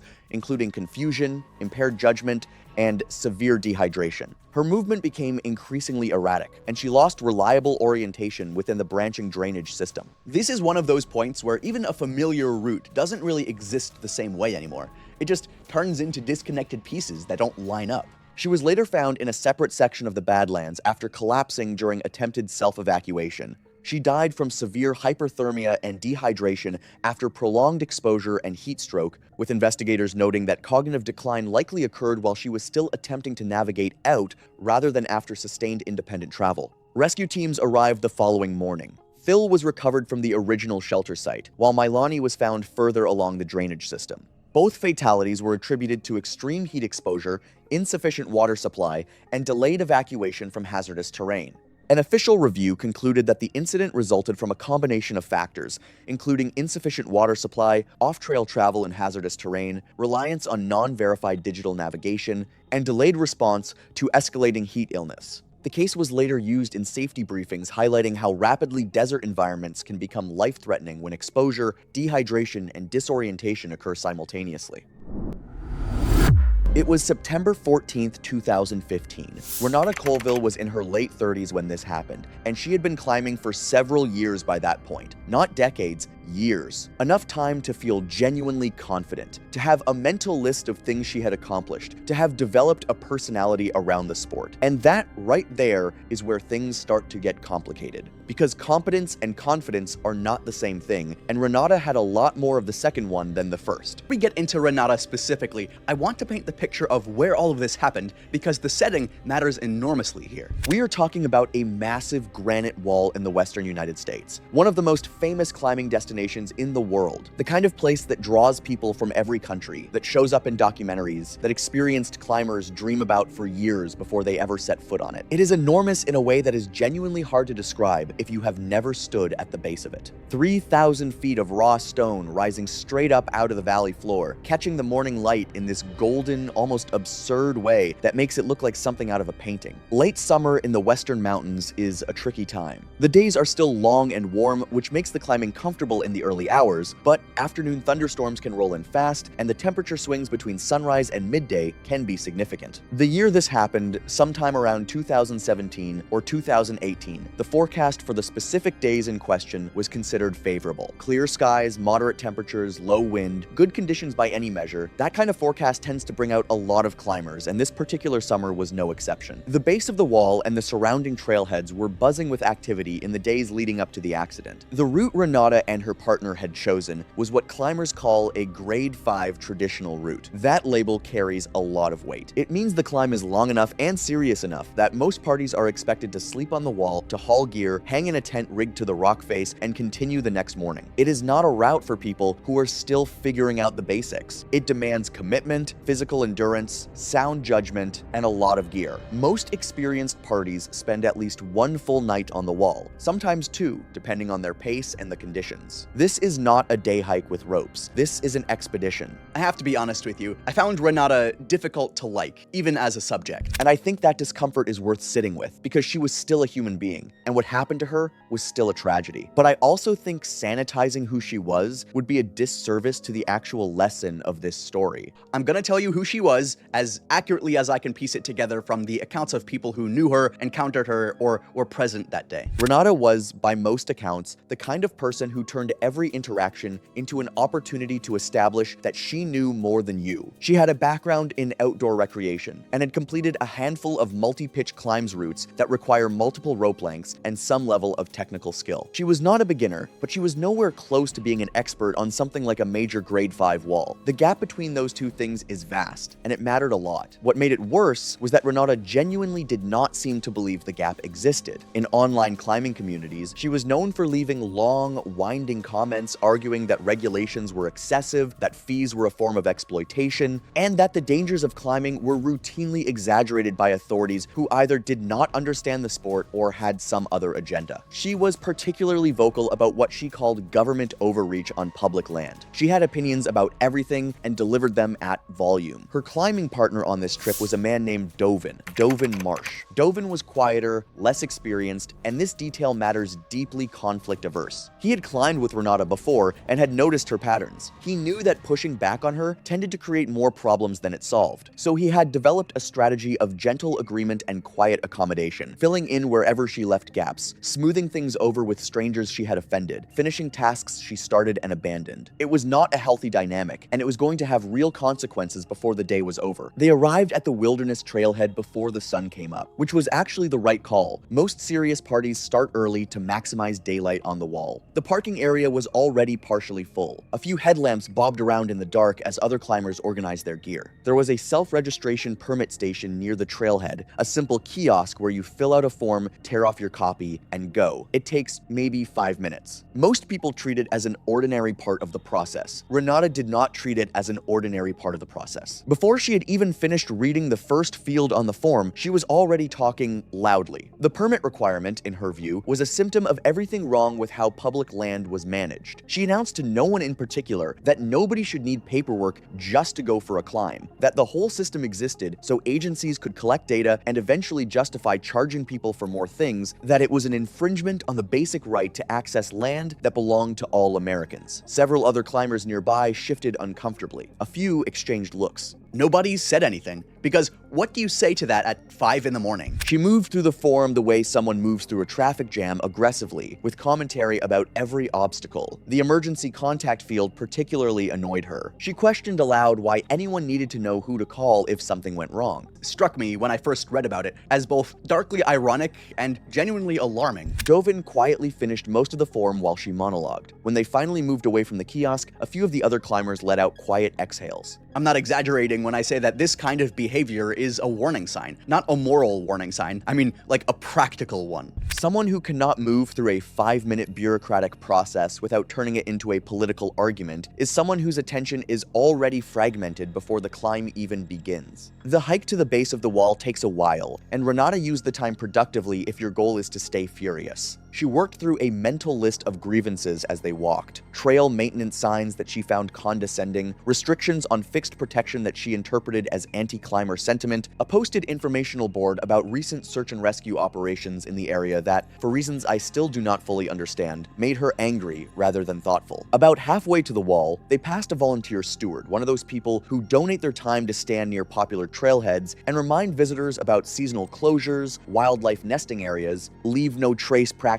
that sort of thing. This particular volunteer, a polite young woman, mentioned that a section near the base had a seasonal closure for nesting raptors and gave them a brief description of where the boundaries were. It was the kind of information most climbers nod at and file away. Renata stopped walking. What followed was a brief but excruciating exchange in which Renata informed the volunteer that she was familiar with the rules, that she had been climbing in this area for years. And this is the part that genuinely gets under my skin, that she had probably been climbing longer than the volunteer had even been alive. The volunteer was a young woman, maybe mid-20s, and she handled the whole thing with impressive patience. She smiled, said she understood, and wished them a good climb. Renata walked away, still muttering. Dovin said nothing. There is something particularly telling about that interaction. The volunteer was not accusing Renata of anything. She was giving the same information to every climber who passed. Renata's response tells you something important. She was not actually reacting to what was being said. She was reacting to the feeling of being addressed at all, of being included in a general reminder, as though that implied she did not already know. Her ego was the trigger. And once it was triggered, it did not easily reset. By the time they reached the base of the wall, the light had shifted from gray to gold, and other climbers were already there, sorting through enormous haul bags, organizing protection, double-checking systems. There is a particular kind of focused, quiet energy at the base of a serious climb, and most of the people there were deep in it, methodical, unhurried, thorough. Renata and Dovin's setup looked different. Their rack, the collection of gear they would use to protect themselves on the wall, was noticeably smaller than what the other parties had. Their supplies were lean. There was no emergency bivouac equipment visible, no extra layers for the cold that comes at altitude after the sun drops, minimal emergency provisions of any kind. This caught the eye of a climbing ranger who was doing routine patrol in the area. His name is Officer Breslin. He was doing his job that day, and what happened between him and Renata is one of the most important parts of this story. Breslin was experienced. He had seen a lot of parties at the base of this wall, and he had a well-developed sense of what a prepared party looked like versus what a party that was going to need help looked like. Renata and Dovin fell pretty clearly into the second category. He approached them the way rangers are trained to approach climbers, not accusatorially, not dramatically, but conversationally. He asked what route they were planning, whether they intended to push through in a single day, or planned to bivouac on the wall, and what their planned turnaround time was. These are standard questions. They are designed to open a dialogue, not to catch anyone out. Then he explained what he had observed over the years on this particular route. It was longer and more demanding than many people expected going in. Several parties in recent years had needed assistance, some due to equipment issues, some due to exhaustion, some due to weather that moved in faster than the forecast had suggested. Afternoon conditions at elevation could change in ways that were hard to predict. Retreat became genuinely difficult after certain pitches because of the nature of the terrain. He recommended they carry more water. He recommended an emergency shelter. He suggested a more conservative approach to timing. He was measured, specific,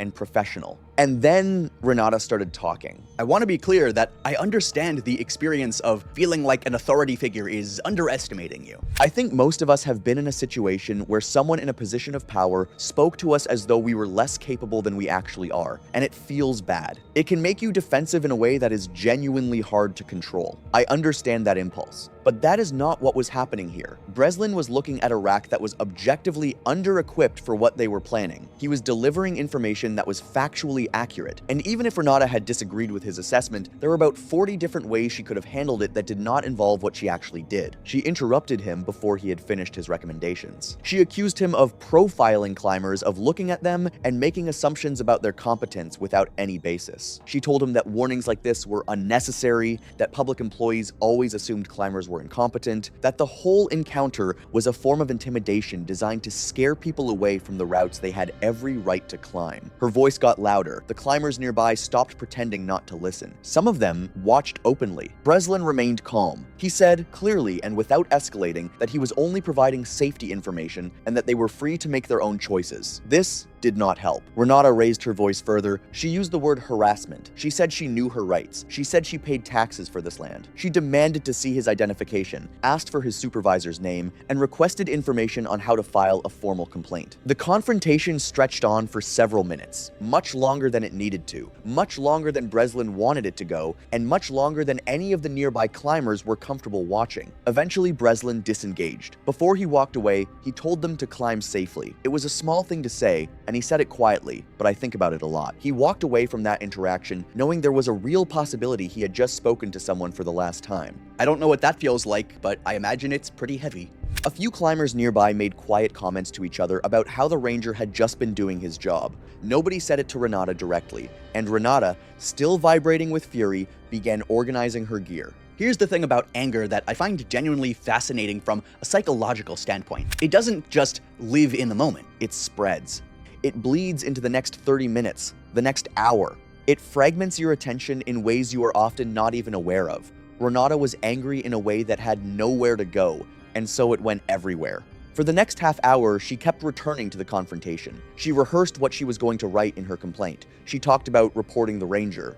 She made a series of increasingly wide claims about how the climbing community was being strangled by regulation, about how public land management had become hostile to individual freedom, about how encounters like this one were a symptom of a much larger problem. Dovin listened and offered small, non-committal sounds of agreement. He was not processing any of it. He was waiting for it to stop. Then another climber, a friendly, well-meaning guy who had been nearby during part of the ranger confrontation, made the mistake of suggesting that Renata might want to consider carrying more water because the temperature was expected to climb significantly through the morning. He said it gently. He said it the way you say something to a stranger that you think might genuinely help them. Renata told him she did not ask for advice, and that everyone suddenly seemed to think they were an expert. He walked away without responding. I think he made the right call. You can't reason someone out of a state that they didn't reason themselves into. What I want you to notice is how much energy Renata was burning on all of this. Emotional energy, cognitive energy, attention, all of it was going toward the ranger, toward the complaint she was drafting in her head, toward proving a point that no one around her actually needed her to prove.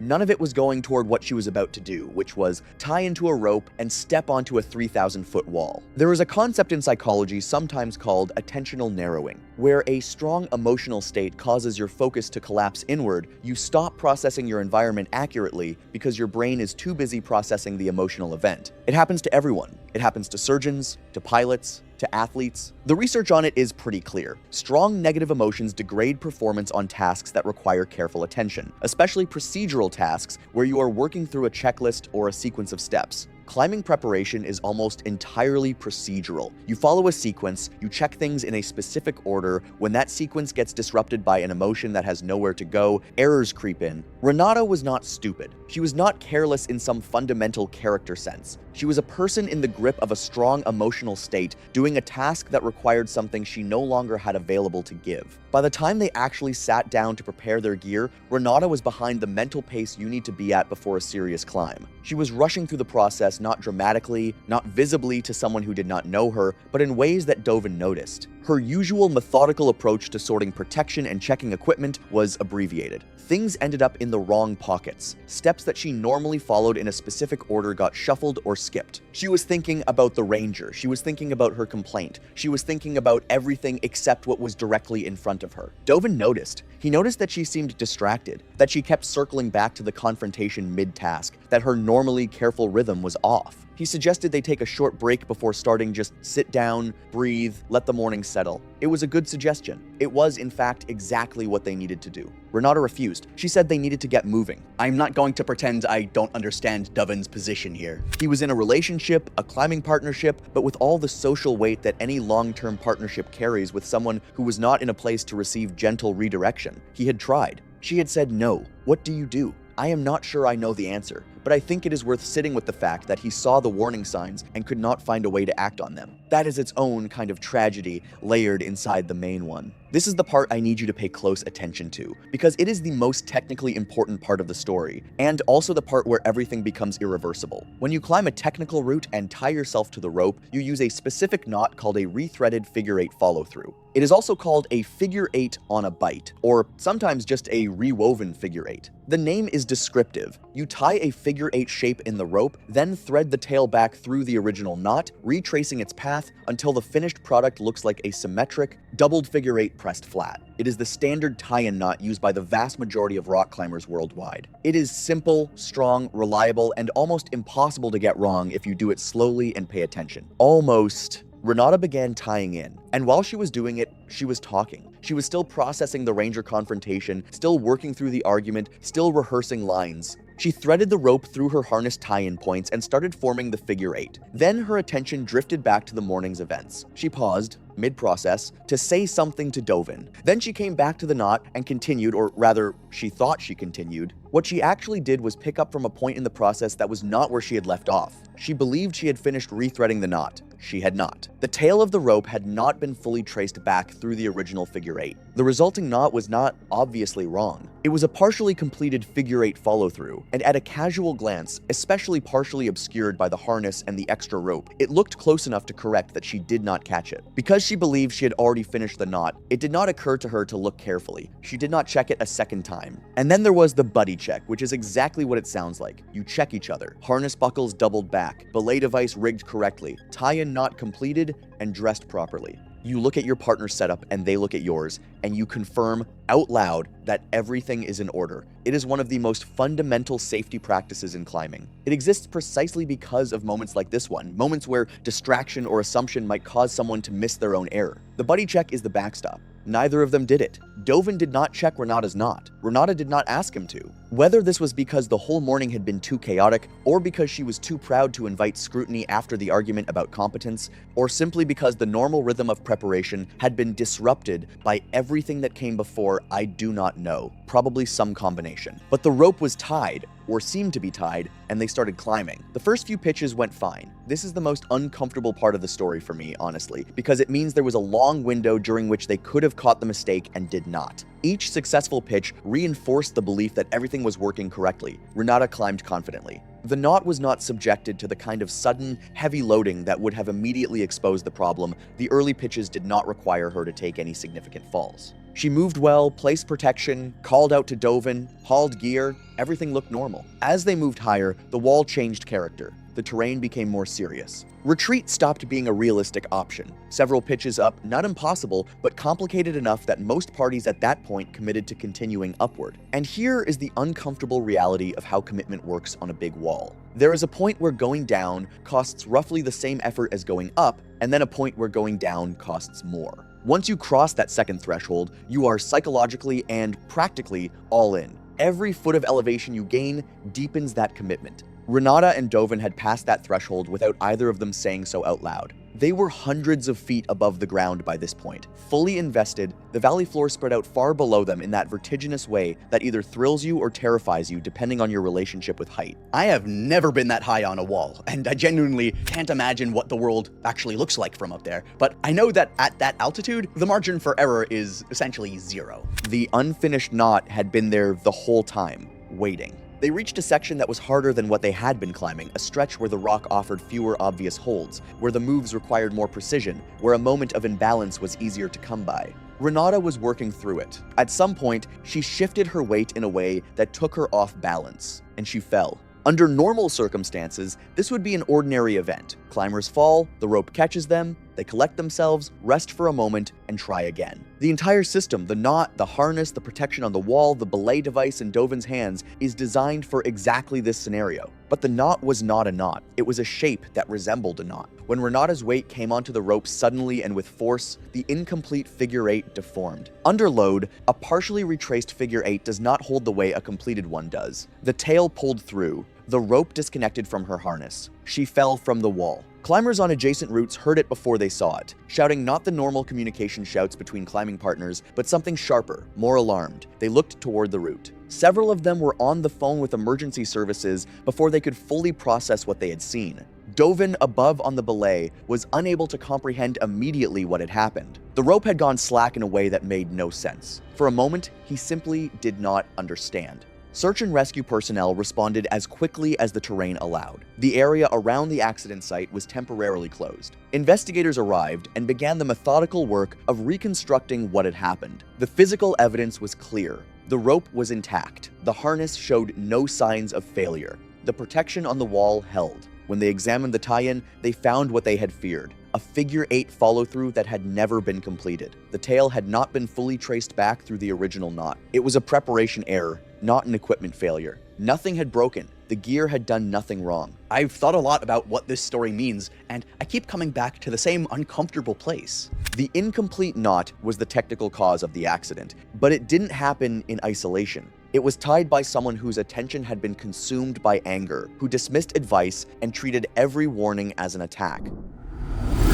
It was July 14, 2018, in Furnace Creek, Death Valley National Park, under an active excessive heat warning with extreme triple-digit temperatures. A silver-gray 2014 Honda Civic arrived at a visitor parking area despite the dangerous conditions. The two young women who got out of the car were really just focused on making content like that was basically the whole mindset at that moment. Kayla Renee Durst, 22, was from the Phoenix area. She grew up around extreme heat and kind of assumed that meant she could handle it better than most people. She didn't finish community college and was working part-time at a beauty counter in Tempe while also trying to grow her TikTok, which was mostly centered on desert aesthetics and lifestyle content. By mid-2018, she had a small but growing audience and a pretty clear direction for what she wanted to post more about visuals and trends than anything outdoors related. Her focus was really on content creation, not hiking or anything technical. She had been to a few popular spots in Arizona and the Grand Canyon, but only the easy paved viewpoints. She didn't really have backcountry experience, and she wasn't carrying proper hiking gear either, just basic stuff like lightweight athletic sandals that weren't made for rough desert terrain. Brianna Solano, 21, was her roommate and someone she often worked with on content. She had tried nursing school for a bit, but left before finishing. Compared to Kayla, she was a bit more cautious, but she usually just went along with whatever plans Kayla came up with when it came to trips or shoots. Her social media wasn't as big, and most of their content together ended up being posted through Kayla's account or shared collaborations. The trip to Death Valley was Kayla's idea. It came out of the growing attention around desert travel content online at the time. She had looked up locations and inspiration beforehand, mostly focusing on places that would look good on camera and fit current TikTok trends. At the end of the day, the trip was really about getting striking visuals in a place that was starting to get popular online, not about hiking experience or understanding the risks involved. I don't really see this as some dramatic thing, like they ignored everything in the moment. It feels more like they were just locked into one goal and didn't really pause to question if the place actually fit what they were trying to do. And honestly, I've seen that pattern before. Once everything starts through the camera, the environment stops being the main focus and just becomes the backdrop. In midsummer Death Valley, the valley floor sits in conditions where heat stops feeling like weather and starts acting like constant load. The basin's geography amplifies the effect. Mountain ranges trap heat, elevations sit below sea level, and the exposed desert surface offers no meaningful shade or cooling relief. A visitor center in Furnace Creek displays live temperatures and safety advisories, and rangers regularly warn visitors about outdoor exposure in peak summer. Those warnings were there, but they weren't really processed at the moment. What made the conditions easier to underestimate wasn't really a lack of information, it was more how people processed it in the moment. Death Valley actually has pretty clear warnings, but they're the kind you see on signs, boards, or advisories that just stay the same no matter what you're doing. So for visitors who are basically treating the place like a quick stop for photos rather than something physically demanding, those warnings tend to fade into the background. And from my perspective, that's really where the misread happens. You see the signs, you hear the advisories, but they don't quite land as urgent or personal at the moment.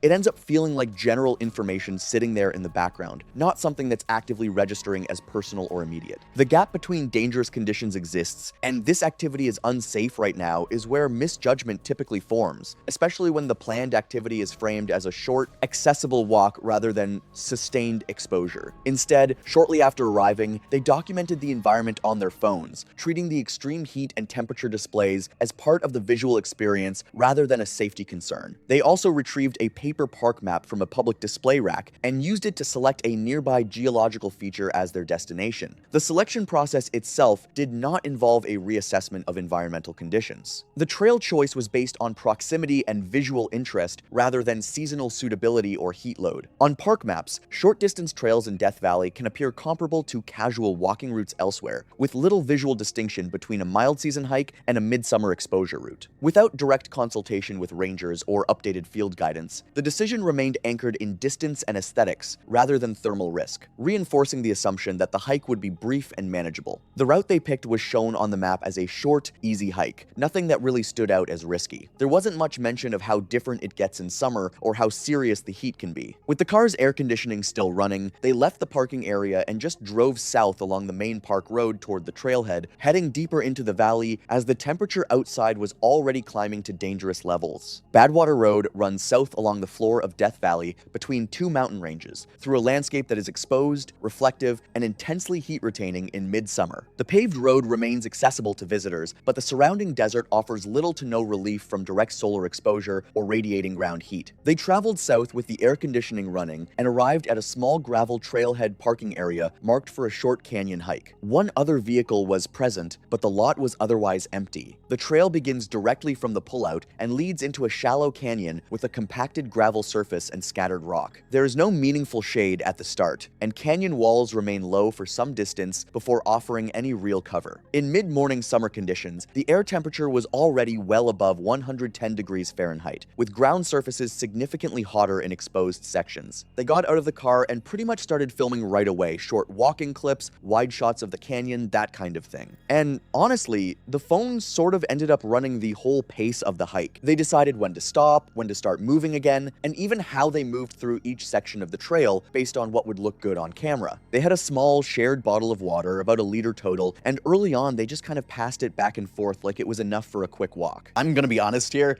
that already says a lot about how the situation was framed in their minds. More like a short content stop than something physically demanding. There wasn't much extra gear in the car either. What they had on them was basically it. They were dressed for warm weather, not for desert conditions. So light clothing, minimal footwear, and not much protection from the ground heating up underneath them. A portable charger was left behind in the vehicle, which again shows where the focus was at the time. It wasn't really on staying out there for long or preparing for changing conditions. The phones were already in hand before they fully left the vehicle and remained active throughout the walk. They were used continuously lifted, lowered, and repositioned, shaping, pacing, and framing as they moved through the canyon. The pattern that developed was not steady hiking, but repeated stopping, adjusting angles, and recording short segments before continuing forward. Nothing in what they brought or how it was used accounted for sustained exposure to extreme heat. The focus remained on capturing the environment as it appeared, not on mitigating the conditions it created. About 15 minutes into the hike, they met the only other people they would see on the trail that day. A retired couple from Nevada, experienced desert hikers, were heading back toward the trailhead. They later told investigators they immediately noticed Kayla and Brianna were moving slowly, frequently stopping, and already showing clear signs of strain in the heat. The girls were also pausing along the trail to film short clips, repositioning themselves, adjusting angles, and capturing moments of the canyon rather than maintaining a steady hiking pace. After a brief exchange about the conditions, the couple continued on and left the trail shortly after, seeing no one else on their way out. Experienced hikers note this aligns with early-stage heat strain rather than immediate collapse. Early indicators are often subtle, including reduced walking pace, unnecessary pauses, and slower responses to conversation. These signs can appear while the person still feels cognitively normal. In the initial phase, heat stress may not be perceived as distress, increasing the risk of continued exposure instead of retreat. Their pauses started getting longer once they reached the more exposed sections of trail, and instead of steady hiking, it shifted into a stop-and-go rhythm. By the time they got to the natural bridge formation, that pattern had already fully taken over. The canyon narrowed there and offered some shade, but not enough to really take the edge off the exposure. The rock walls had been absorbing heat for days, and were still pushing it back into the narrow space, so even though the light softened, the air didn't actually feel any cooler. Kayla stayed at the bridge for a while longer, filming in a more deliberate, structured way, instead of just moving through it. The phone remained in use throughout, shifting between wide shots, close framing, and views through the arch, with no interruption for rest or reassessment. Brianna was present throughout, sometimes in front of the camera, and sometimes operating it herself, continuing to document rather than pausing. I keep thinking about that couple's reaction here.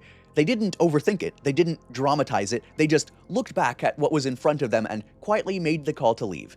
In a place like this, that kind of simple judgment actually matters more than people realize. During this time, Brianna finished the remaining water in her bottle. Once it was empty, there was no opportunity to refill it, as the trail offered no water sources at any point. By the time they left the bridge and continued deeper into the canyon, their total remaining water supply was minimal, and they were moving further into sustained exposure with no shade, no hydration source, and no indication that conditions were improving. The maintained trail ends at the bridge, marked by a sign indicating that anything beyond it is unmaintained canyon terrain. The canyon continues regardless, narrowing, deepening, and becoming more enclosed as the walls rise and the footing grows looser and less defined. There is no physical barrier preventing further movement, only the absence of maintenance and guidance. Beyond the bridge, the environment creates a misleading shift in perception. The higher canyon walls reduce direct overhead sun in places, and the enclosed space can feel marginally cooler at first exposure. But the thermal conditions do not actually improve. The rock faces continue to radiate stored heat, and the reduced airflow inside the canyon limits any real dissipation.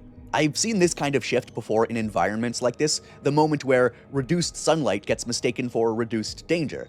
But the heat doesn't actually ease up, it just changes how it's delivered. The result is not relief, but a different form of sustained heat load, less direct, more trapped. Brianna continued past the sign behind Kayla. She followed the same pattern she had been in since the start. Kayla moved first, framed the moment, and set the direction. Brianna adjusted, supported, and often occupied the frame herself. Decisions about where to go and what to capture were effectively made through Kayla's movement and pacing, and Brianna's role remained responsive rather than leading. As they moved deeper, the behavior that had started as casual documenting became more continuous. Stops were no longer just pauses for rest, but repeated moments of repositioning, changing angles, redoing shots, adjusting framing, and reattempting short clips as the canyon kept changing visually around them. Movement and filming started to overlap until there was barely any separation between traveling and producing content. They eventually progressed several hundred meters beyond the maintained section before stopping for an extended period. By that point, their movement had slowed significantly, and the rhythm of hiking had been replaced almost entirely by intermittent filming and short pauses that grew longer each time they stopped. At some point in this stretch, Brianna lowered herself onto a flat rock surface and did not immediately stand again. At this stage, physiological strain typically transitions from performance degradation to system-level failure progression. The distinction between fatigue and heat injury becomes increasingly blurred from an external perspective, as both present as slowed movement and prolonged rest. However, in extreme environmental heat, rest does not function as recovery. The absence of cooling mechanisms means that metabolic heat continues to accumulate even during inactivity, particularly when surrounding surfaces remain hot enough to radiate energy back into the body.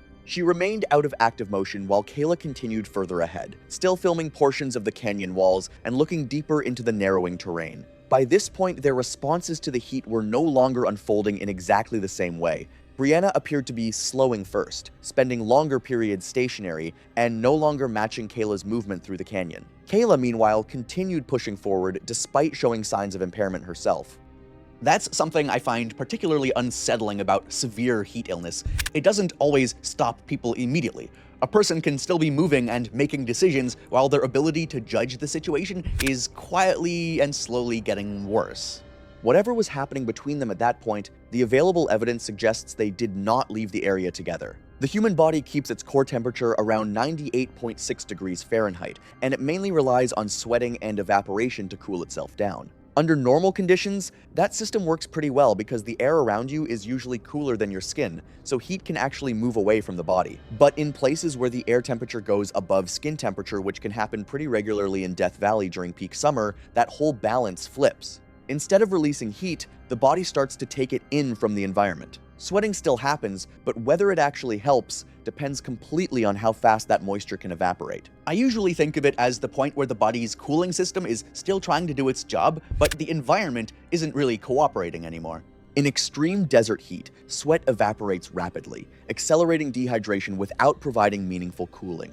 As fluid levels drop, sweat production diminishes, and the body's ability to regulate temperature collapses further. Once that process begins, core temperature can rise quickly, and heat illness can progress into heat stroke in a relatively short period under sustained exposure. The progression of heat illness in conditions like this usually isn't something a person notices right away. Early on, it shows up in small ways: slower movement, more frequent stops, and kind of a narrowing of focus that's easy to miss in the moment. Thinking doesn't just stop, but it starts to feel less flexible without you really realizing it. So even when it would still be possible to slow down, turn back, or look for shade, that adjustment often doesn't happen simply because the impairment hasn't fully registered yet. Based on the reconstruction of phone data, movement patterns, and final known positions, Kayla and Brianna likely began attempting to return toward the trailhead after an extended period beyond the maintained trail. By that point, they had only a minimal amount of water remaining between them and were still several tenths of a mile from the car. Ambient temperatures were near their peak,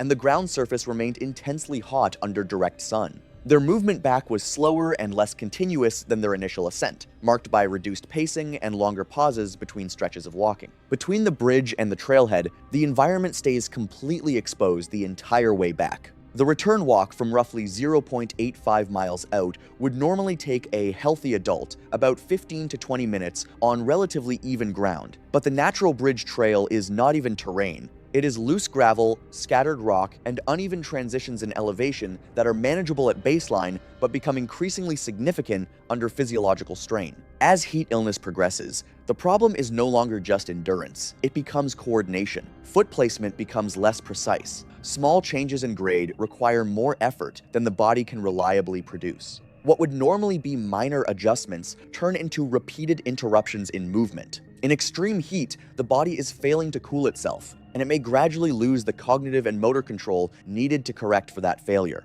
Sweating likely began to diminish significantly during this return phase. Once sweat production drops off in sustained high heat, it is not a sign of recovery, it is a sign that the system is no longer able to regulate temperature. From that point, core temperature rises without a meaningful counterbalance. The environment offered no mitigation. Between the bridge and the trailhead, there is no water, no shade, and no shelter, and during that entire window, no other hikers entered the trail. The parking area remained quiet, and the vehicle they arrived in stayed in place, unattended and unremarked upon for hours. What always sticks with me here is how normal everything would still look from the outside. An empty trail, a parked car, and no obvious sign that anything inside that stretch was going wrong. At that point, the body is no longer regulating temperature in a reliable way, and performance starts breaking down in uneven stages rather than all at once. Early signs may have included slowed movement, intermittent pauses, and reduced awareness of pace and direction. In this state, decision-making often becomes unreliable, and the distinction between rest and continuation begins to blur. At a certain point in this progression, movement typically becomes inconsistent, short bursts of walking, followed by longer periods of stillness. Whether they experienced any final sustained attempt to continue is unknown. What is documented is where their movement ultimately ceased. The afternoon in Death Valley continued in the same sustained, unbroken heat that defines midsummer in the basin. Air temperatures peaked near 120 degrees Fahrenheit in the surrounding area, and the exposed valley floor held even higher surface heat where sunlight struck directly. With no cloud cover and minimal wind,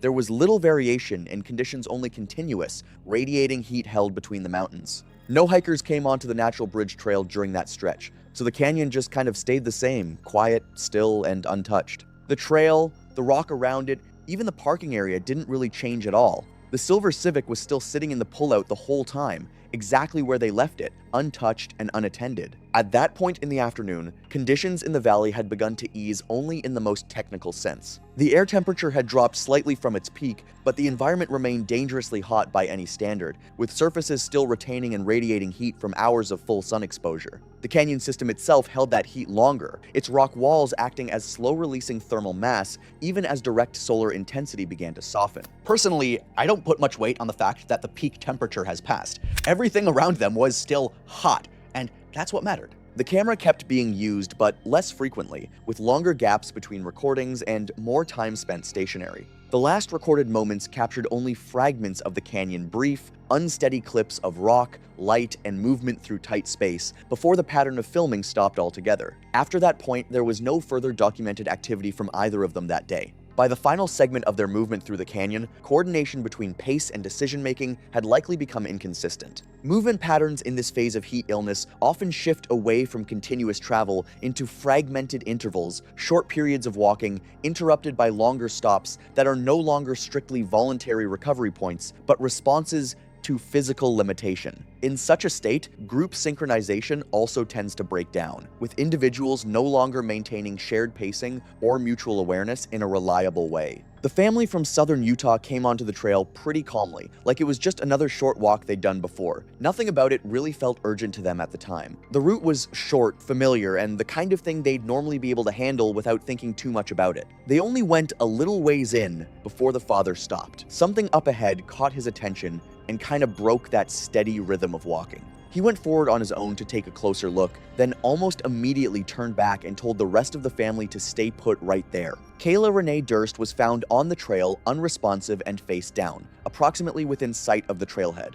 She was no longer in motion and showed no visible signs of responsiveness. One hand was extended forward, still loosely holding a phone that had likely entered thermal shutdown.